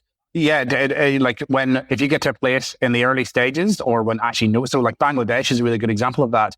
When I went there, most of the people I met, in fact, probably almost all the people I met had never even seen a Westerner in real life before, let alone had a conversation with one. So you're having like a really sort of unique experience. Whereas if you go to, I don't know, some tropical island in Thailand, 50 years ago, you could have experiences like that. But these days, it just doesn't happen. Now, yeah. Yeah. And it's a very different type of experience and maybe in some ways not as good. So yeah, then I found myself in Kos in Greece, and I was like now in basically, it felt like Little Britain with all the British English tourists on holiday and people getting drunk and stuff. But what I will say is I had pork for the first time in many, many, many months, and I had some pork gyros, and holy smokes, they were good. I can still taste them now, just salty, fatty, porky goodness. And I didn't realize how much I'd missed it until I finally had it. And the gyros were sometimes okay, but sometimes just absolutely incredible in Greece. And when you got a good one, they're cheap too. Like they're really cheap, delicious meal. And I was seeing Lidl again and Aldi for the first time, and I was getting stuck into the €1 juice cartons of wine and getting into all the cheeses and olives, and the food just kept going. That definitely compensated for the change in like the feeling of the place. I was still in Greece, a country I'd never visited before, and one I was quite excited to get stuck into, because once I had finished island hopping my way to the mainland, and I stayed with my good friend Nikos in Greece. Thank you very much for hosting me again. So that was a long-time friend from way back in Slovenia days, like 12, 13 years ago. I started making my way up through like central Greece, and that was a complete surprise and a complete delight, because it was way less touristy than the islands, way less traveled, and much more authentic. So you just go through these tiny villages with little tavernas, and you're getting all this like home cooked meals, and it's very quiet, and local people just sitting having coffees, and just, what Southern Europeans are like. They know how to live. They're not stressed about making money and buying more of this and that and the other. They're there to enjoy life. I think there's a lot to be learned from Southern Europeans about this stuff, I reckon. The centre of Greece is pretty mountainous, and if I think of the rest of your route, you know how before you said you embraced, I guess inverted brackets, suffering, but you embraced the struggle of the physicality of the ride. Mm-hmm. You definitely are a mountain lover. Yes. Your route through Europe was perpetually mountains, it would appear. Yeah. The centre of Greece up through the mountains, and then through the Balkans, you would have had some nice mountains there. Then Slovenia and Italy, you're in the Alps, and then you choose to go through the Pyrenees. Like, you're choosing the mountainous routes as well, aren't you? Definitely. And I did that intentionally because I'd always wanted to have like punch a good mountainous route through Europe. And the Alps are definitely going to be a highlight. But jumping back to Greece, like I got to Meteora. I'm sure your previous guests have talked about Meteora. Greece, yeah. Absolutely mind-blowing place. And it was there I met another bikepacker, Karen. So hello, Karen, who is a Swedish-speaking Finn who was on a bikepacking journey of her own. And she had just started it in Greece herself. And it was a really good time to meet her, because I definitely was feeling a little bit tired, a little bit fatigued. And maybe it was the heat, because it was very, very hot in southern Greece. And Karen was all about the gravel. She had just begun her journey. She was full of beans, and she's a really strong cyclist. And so she was super, super keen to get onto this gravel. I wonder where she is now. She's in Norway. She's been having a great time in skiing all winter. So her route was going to be from Greece to Portugal. I think she was finished in Porto or something like that. Okay. And so I think her trip was maybe 3 or 4 months. And in that 3 or 4 months, I think she covered half the total elevation I covered in 2.5 years on the road. Oh, really cramming it in? Just how hard she hit the mountains. So like super impressive. What a legend you are. If you're listening to this, get in touch with me. Because I love championing the stories of awesome women, and you clearly are awesome. Yeah, she was amazing. And her energy about getting stuck into the gravel, because even though I'd shed a lot of weight at this point in time, my bike was still pretty heavy, whereas Karen's bike was extremely light, and she had made lots of really scrupulous decisions about I think her bike weighed like 25 kilograms, and I was still lugging like 40, even though I'd shed heaps of stuff. I was a little bit afraid of the rough, steep roads, and her stoke got me on it. So we had a really good route called can't remember the Greek bikepacking route now, but we also hit the Rocky Roads, which was in Albania. And that was pretty rough going, but lots and lots of fun. Albania is a country that gets punched down by everybody in Europe. So in Europe, it seems that shit rolls downhill. So, I don't know, the Norwegians punch down on the on the Danes, the Germans punch down on the Italians punch down on Slovenians, and all the way it goes until you get to Albania. And then the Greeks in the bottom and the south of the Albanians punch up on Albania. And the thing is, it was such a beautiful country full of such beautiful people. And I had a really, really nice time there. People super free. It's got a bad rep for crime and all that sort of stuff, but I didn't experience any of that. I just experienced really incredible Balkan hospitality and also incredible nature. And it's also a Balkan country that is like what Bosnia used to be. Bosnia used to be this lesser traveled place. You could go there and have these sort of, talking about those early stage travel experiences when a country is just opening up. Albania is very much like that in the sense that it's not very well traveled, and it's a really good reason to go there and have those experiences. Highly recommend it. And there's incredible nature there. And there's also an incredible host in Shkodër, a town or city in the north. Mega warm showers host. I think it's Chuck and Sue. These Americans that have hosted, I think, like probably 500 people or something like that on warm showers. Wow. They've got this wall where every guest, they'll paint. You've got a photo or something? No, they get you to paint your hand, and then you put a handprint on the wall and sign your name. It's really nice. That's really cool. Yeah. Very unique too. Yeah, exactly. So really great host. They have wines just sitting there for you to eat, and they're super generous, and they've got so many stories. And I think they might be in their 80s, and they're still touring. Wow. They tour on battery-assisted recumbent bicycles for 6 months. Awesome. Yeah, so really inspirational. So if I'm still touring at 80, I'll be pretty friggin' happy with myself. I love learning about these sort of places. Yeah. Actually, there's a place in Ljubljana. Oh, really? Which is really famous with bike travelers as well. I didn't need to do that in Slovenia because I had actually lived in Slovenia way back in uni for 3 months. Oh, there you go. So you had your friends there. Yeah, I was well connected in Slovenia. I had a very nice time. Shout out to Nate and Marco Mitcha, the Crunch twins. I had a great time. It was like a mini, and David as well. We had a mini reunion and went down to Croatia for a few days and just chilled out. Slovenia was a very, very nice time. When you went to Croatia, is that when you got involved in like a Bosnian Croatian wedding? That was in Bosnia actually. I was close to the Croatian border. Yeah, I had a few too many beers that day and woke up with an absolute stunker of a hangover. I was so filthily hungover. It was one of those moments where you just question your life decisions. I'd had great fun at this wedding, but man, not enough water and like 40 degrees of weather and heat and the spritzers, which is like a wine with soda water, and then beers as well. So an incredible feast and lots of fun and dancing. But yeah, I was in bad shape the next day. Thankfully, my friend Stipe, who had wrangled me into the wedding, he was like this 21-year-old, and like the hangover didn't even touch him. He sprung out of bed like nothing had happened, and I was like death becoming. And he had a plan to go to a friend's barbecue down in this little hut thing on this crystal clear ice cold river, where it was so cold the bears were in the river just chilling, and I dug my head in that river, and I was like I'd been reborn. The hangover cure of a lifetime. Yeah, definitely. So it was exactly what I needed. Your mother's candles have worked. Exactly. Once you got well into the Alps, because your original route wasn't going to catch the ferry over to Ireland from, the Pyrenees, you were going to travel, I imagine, the well-trodden path through up to the northern France and make your crossing from over there. Yeah. Why did you change your mind? Because it's not like you hadn't had the experience of mountains. Like, why did you have the pull to continue in that direction instead? The truth is, I just couldn't get enough. I'd already decided to, we were talking about do you take transport or not, the every F and K concept. I'd already said, you know what, I'm going to take a train from, where was it? I think it was like Grenoble or something like that to Toulouse. If you were in the mountains, for sure, it would have been Grenoble. I can't pronounce it the Frenchy way, but yeah. That's pretty good, I thought. Yeah, wait till you speak to my neighbours. Anyway. So I was in the, the Maritime Alps? That section of the Alps? Alps Maritime. How beautiful are they? Like above Nice and whoa, mega. I was on the Torino-Nice rally route. Gosh, I have that as my bucket list thing. Do it. I need to get over my fear of downhill dirt roads, and I realize that sounds silly, but yeah, that's my challenge, to do it. I love the idea of that whole route. I don't think it's silly though to be like, loose. Again, like I said, I'm not an adrenaline junkie, and I'm a pretty crappy descender.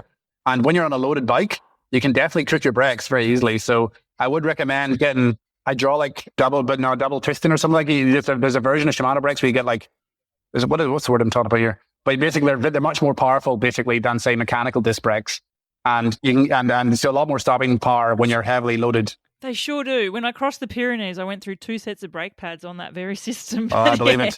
There was a lot of up and down in that trip. Let's face it, there were a lot of mountains. I am sure, because the Pyrenees are pretty punchy. But like every mountain pass I hit in the Maritime Alps, I was like, is this the last one? And I remember there was a day where I had planned to meet friends in the Dordogne region. And I remember thinking, okay, today's the day I'm going to cycle to a train station, and that's it, done. And I'm taking the train. I was like, and I literally, I think I started cycling, I had done like 30 or 40 Ks away from the Alps. And I just looked over my shoulder and I could see it peak in the distance. And I was like, I'm not done yet. So I turned around, and that day I ended up hitting Galibier, the Col de Galibier. Which side did you do the Galibier from? From Lotteray or from Saint Jean de Maurienne, is it? Or from the Telegraph? What do you call that? There's a Briançon. Is that the? Yeah, from Briançon. Yeah. Did you do the Col d'Izoard as well?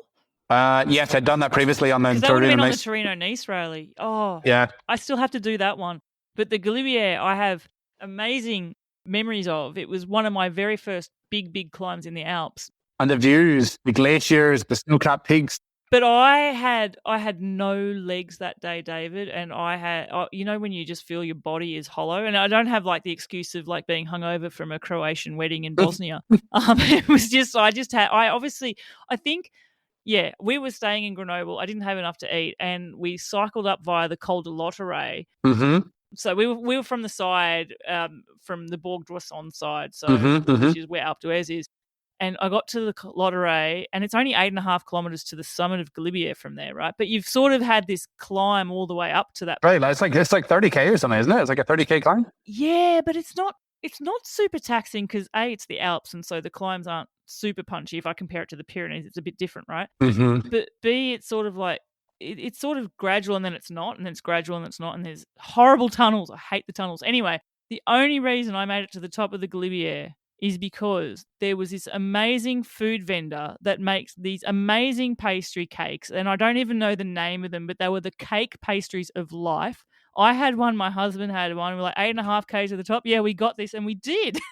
And it was an amazing climb. And my gosh, the last 1.5 kilometers, gosh, that's vertigo inducing. It just drops off the edge. The switchbacks and like looking back down the road you've come, like if you get there on a nice day, like it really is heaven and earth. It's mega because you're climbing up through, because the lower slopes at the Lotteray, it's like a meadow, isn't it? It's like a green meadow. And then you sort of come through, and then, it's so high, there's still some perma-snow in places, and then it's all rocky all of a sudden. And then you pass where the cars go through the tunnel, and then that last 1.5 kilometers, it's a leg breaker. And actually, I'm sorry, I've hijacked your story, but listeners, this is just a little bit of Bella's story on the pod as well. Do you know what my prize for getting to the summit of the Galibier was? An Italian dude, old dude, dude is the wrong word, the dude, an old Italian guy, probably in his 60s, just wearing what we would call budgie smugglers or dick stickers in Australia. Just standing at the top, just bronzed. And I was like, oh, I did not need to see that. Anyway. Get a tan, huh? Yeah.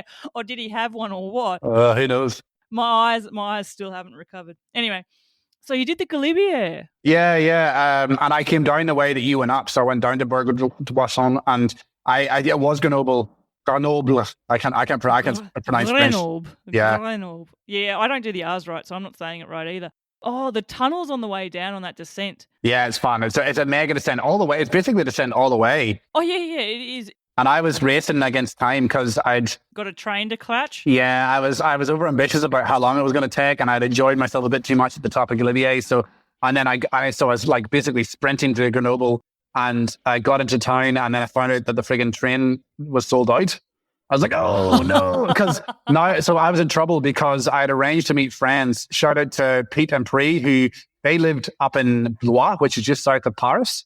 And they were the original reason that I was actually going to head through northwest France, because he's one of my best friends all the way he's from my village in Northern Ireland. They live in France now. And that was the main reason I was going to head north, because otherwise the geography in the south, the mountains and the Pyrenees, I was like, yeah, I'm going to go there.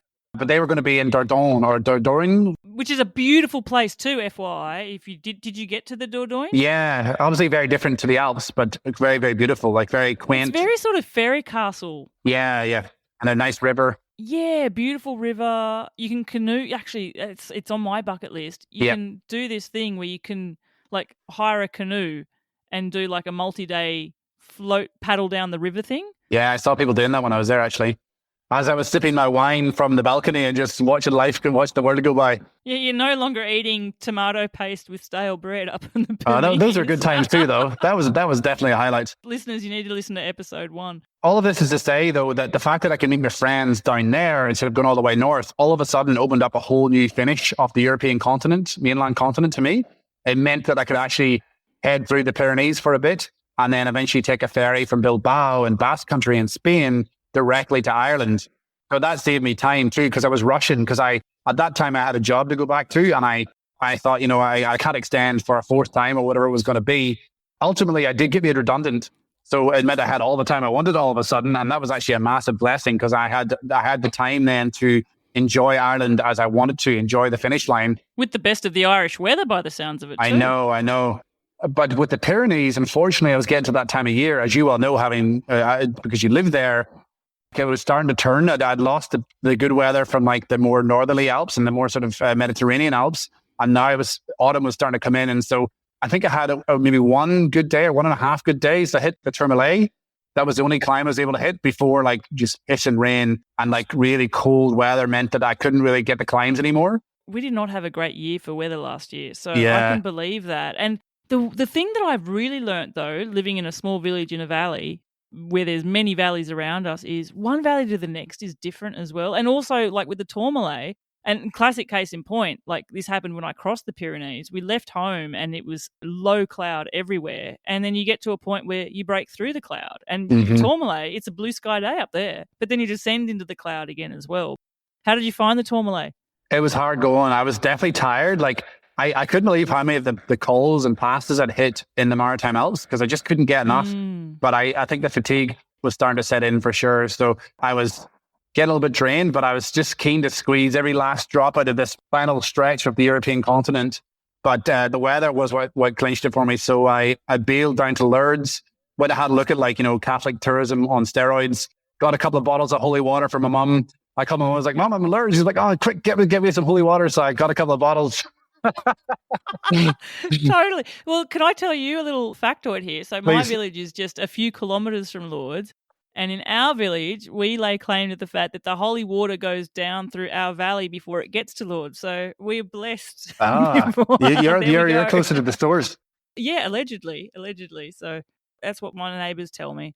It's an interesting place, Lourdes, but I've got to say... It's like Disneyland. It's like Disneyland for Catholics. Catholic Disneyland. And I have to say, like, the sanctuary and the grot itself, like, there is a beauty of, there is a difference there. But as soon as you go into the centre of Lourdes itself, it's just tacky. Yeah. But the scenery and the setting of the actual town, oh, yeah. I mean, I live not far from it, and I'm pretty proud of my mountain views now. Yeah, you live in an incredible part of the world, and I'm quite jealous. And I do one day hope to get down there and visit you because, I just get the tiniest of toes in the Pyrenees, and I need to see more. I mean, I've lived there now for a few years, and there's so much more that I just really want to see. I crossed them west to east in 2023, and I have it in my mind to cross them east to west because it's such a distinct difference from one way to the other, and the scenery is totally different from the direction that you're facing as well. It doesn't matter if you stay even on the same road, you have a totally different experience. And also you just have a different experience, full stop. And I think the challenge with the Pyrenees is that there's not like one road that goes across them. You have to sort of go up and down, right? Like I was trying to find a route that would like sort of hit loads of passes, but it was... Actually, there is actually a route. So there's like the Raid Pyrenees route, and there's like different versions of that. So the Raid Pyrenees was like formed, and it was like a road cycle touring route from I think it's the Béarn Cycling Club, which is one of the regions in France. And it's like this official route. And if you're a road cyclist, the official Raid route, I can't remember how many cols it covers, and it's just over 700 kilometres. And I think you have like 100 hours to complete it. But then there's the Raid Pyrenees touring route, which includes a hell of a lot more climbs. And I mean, you can officially get your passport stamped if you want to do that. I didn't do that, but it's a lot more. Like we did 24 climbs on that route, whereas I think the official rate, I think it might be 17, maybe a bit less. But there is also another route called the V81, another route which takes you through the Pyrenees but without doing all the high mountains, and it takes you through the Pyrenees via the foothills. And so if you want to sort of dip in and dip out and do a few of the climbs but then maybe stay in the flatter parts, you can hook in onto the V81 as well. So yeah. I should have tapped you for some information. Everyone feel free to tap me for info. Always happy to spread the stoke. You've given me a few bucket list items to add there, like, so when I do return to the Pyrenees, like, I'm definitely going to hit some of that stuff. Well, my house isn't on the route, but it's close. I'm sure we can make a wee detour. I'm sure it wouldn't be that far. We had to have an overnight stop at our place halfway through because I needed to change my brake pads and my bottom bracket bearings. But anyway, but well, what a trip! And I know that we covered off the final few. Well, I guess you had a little. Did you have 3 weeks in Ireland? Yeah, it was close, 3 weeks to a month. I can't recall exactly how much. I did a lot of soul searching because I'd already had a flight booked months prior, and I got a really good deal on my flight with Air India or something like this. And then I had this deadline of the job, and then I got made redundant. So I didn't have this deadline anymore. It's like, do I change the flight? Because I'm really rushing the last section of this trip. And I've spent 2.5 years getting to this point, even though it's going to cost a bit of money. Surely it makes sense. And I'd already promised people I was going to be home. I'd already arranged welcome back parties and all this sort of stuff. And it just didn't sit right with me. So I did change my flight at great cost. It cost me more than double the original price of the flight to change it. But you know what? No regrets. Money comes and goes. I got to finish Ireland in style. I had that incredible weather. I got to have a good poke around the West Coast. I didn't cover the entirety of the Wide Atlantic Way. So I've got unfinished business down in, because it starts in Kinsale, isn't it? In Cork? Yeah, I mean, the transatlantic way, if you're thinking of dipping into the ultra scene there, David, maybe that's one for you as well. And you've got a mate who's got a pub there. Yeah, so if you're, what's the name of the village again? It's somewhere, it's on in the Dingle Peninsula. He's not in Dingle, he's a bit further out than Dingle. What a place. Ballyferder, that's the name of it. That's where Tomas is. Occasionally, because he spends about half the year cycling around the world. So you might get him. Maybe give him a shout before you arrive. I'll have to get the deets when I interview him as well. So yeah, I absolutely adored cycling up the West Coast because, it's funny that I live on the other side of the world now in Australia, where people also travel from across the globe to see the incredible nature and scenery and all that stuff. And as it turns out, I had some pretty spectacular stuff. Now I'm very blessed as well because I where I grew up, Cushendall has incredible scenery around it. The Antrim coast there is amazing. Yeah, and you've been there, you've seen it yourself. But the West Coast of Ireland, that is up there with the best. And I'm not saying this because I'm biased, although there probably is a little bit of bias there. But the scenery I encountered in Ireland blew me away in a different type of way. So some of the scenery I saw in the rest of the world, but in my mind, it was up there with the best. The incredible cliff lines and even the mountains that I didn't know existed in the West Coast of Ireland. And then, of course, the pub culture, getting in, having a pint of Guinness and chatting to the locals and just experiencing that good old... friendliness. And yeah, stuff as well. Totally. I recently interviewed another Northern Irish person, Saoirse Potty. Hi, Saoirse. Goes under the handle of Going Potty on Instagram. And she had spent time away from Ireland, 10 years away from Ireland with university and stuff. And again, wanted to rediscover her own country. She did this thing, I think it was the 32 counties. And there's a 32 county challenge. This could be up your alley, actually, if you're looking for another bucket list. And it's a ride through all 32 counties, which involved then hiking to the top of the highest point in each of them as well. Okay. And the reason I mention it is very similar to yourself there, David. Something that Saoirse said, which really stuck with me during our session, was you're never a tourist in your own country. And Ireland was just amazing and beautiful. And she didn't realize how stunning it was. And if someone said and she's done a lot of traveling all over the world to beautiful places, but if someone said you're not allowed to leave another country in your life, she'd be like, I'm okay with that. Ireland's pretty cool. I'm happy to stay in Ireland. It's amazing. And that's sort of what I hear from you as well. I have to admit, though, I would struggle with the weather. I'm pretty happy to have the sunshine of Australia these days. It's actually 20 years this year I've been in Australia with my family, so I did joke earlier that climate change might make things in that part of the world a bit more amenable, but I'm pretty happy to be living in Australia these days. Although I still absolutely love Ireland and it will always be home to me in some sense.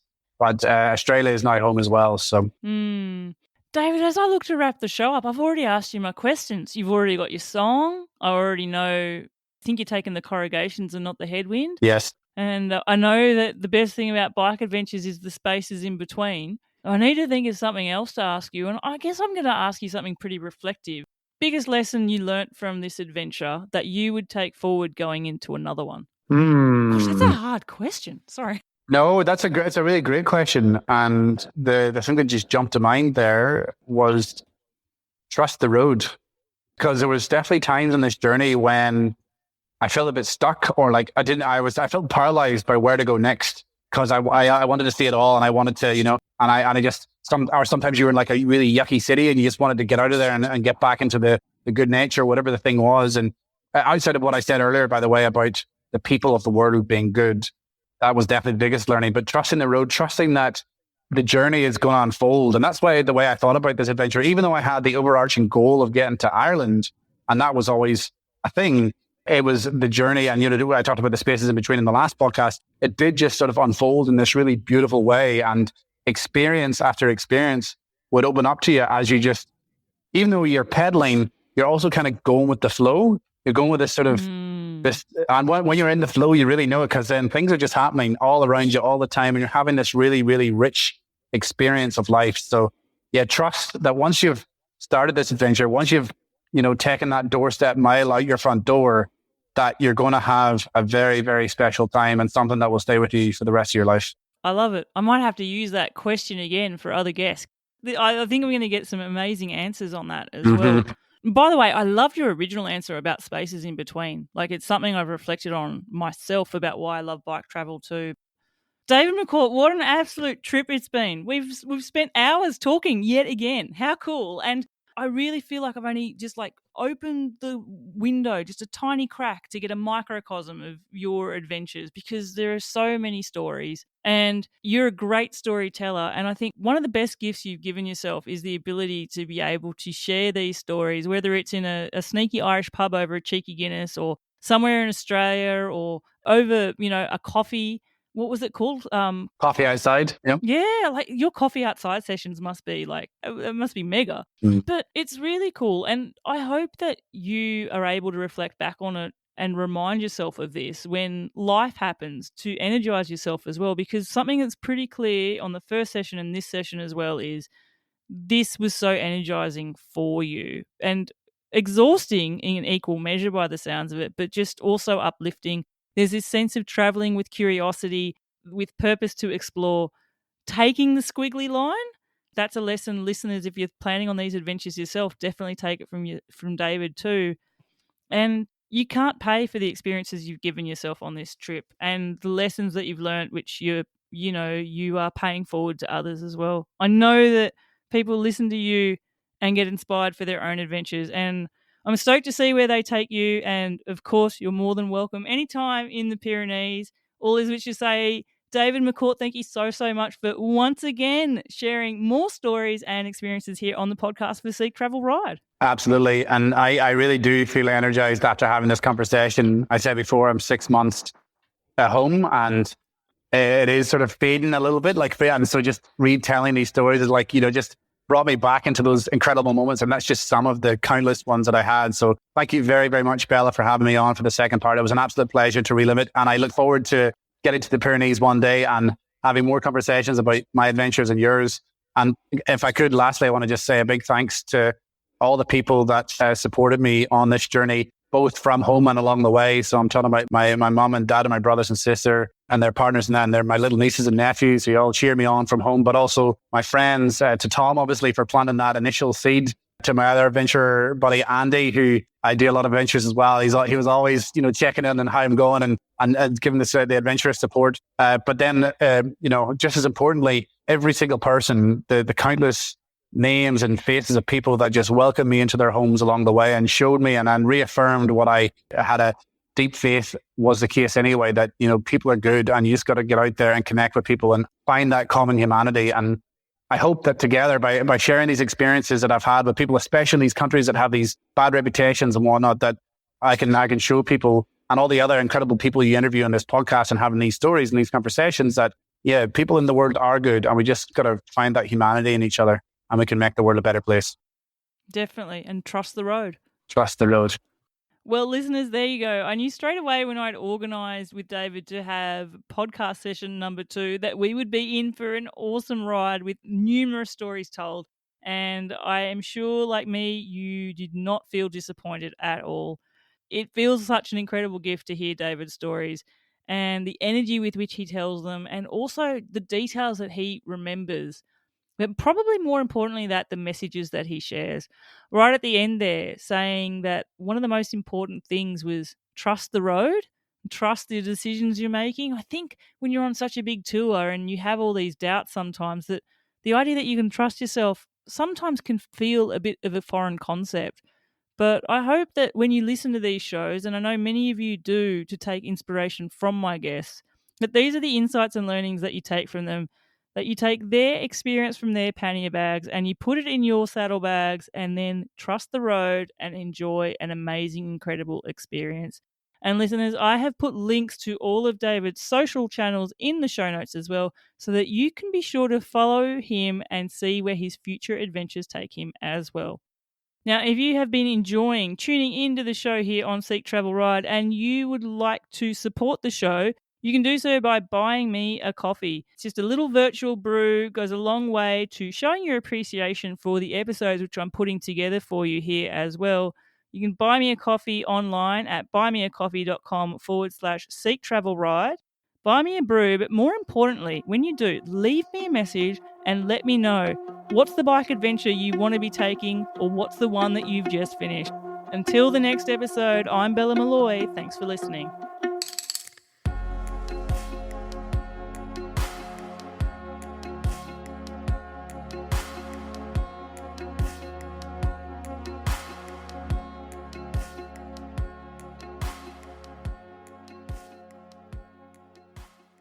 And before you go, don't forget, Beyond the Bike is happening soon in London on May 14 and 15. It's going to be an incredible night of stories, film, and adventure cycling insights with some of the most inspiring guests from the podcast. Tickets are available now, but they're not going to last. So head to the link in the show notes, grab yours, come to one night, or if you're a super fan, come to both. Grab your ticket before they're gone, and I hope to see you there. Before you go, just another shout out to our show sponsor, Old Man Mountain, and their new Hemlock bags with flip cages. They're fork-mounted packs which will attach securely with a hook and lever flip, ensuring a stable, rattle-free ride and easy removal. They're built for durability, they're ideal for your bikepacking adventures. Check them out at our custom link, oldmanmountain.com/Seek Travel Ride, or simply click the link in the show notes. Happy riding!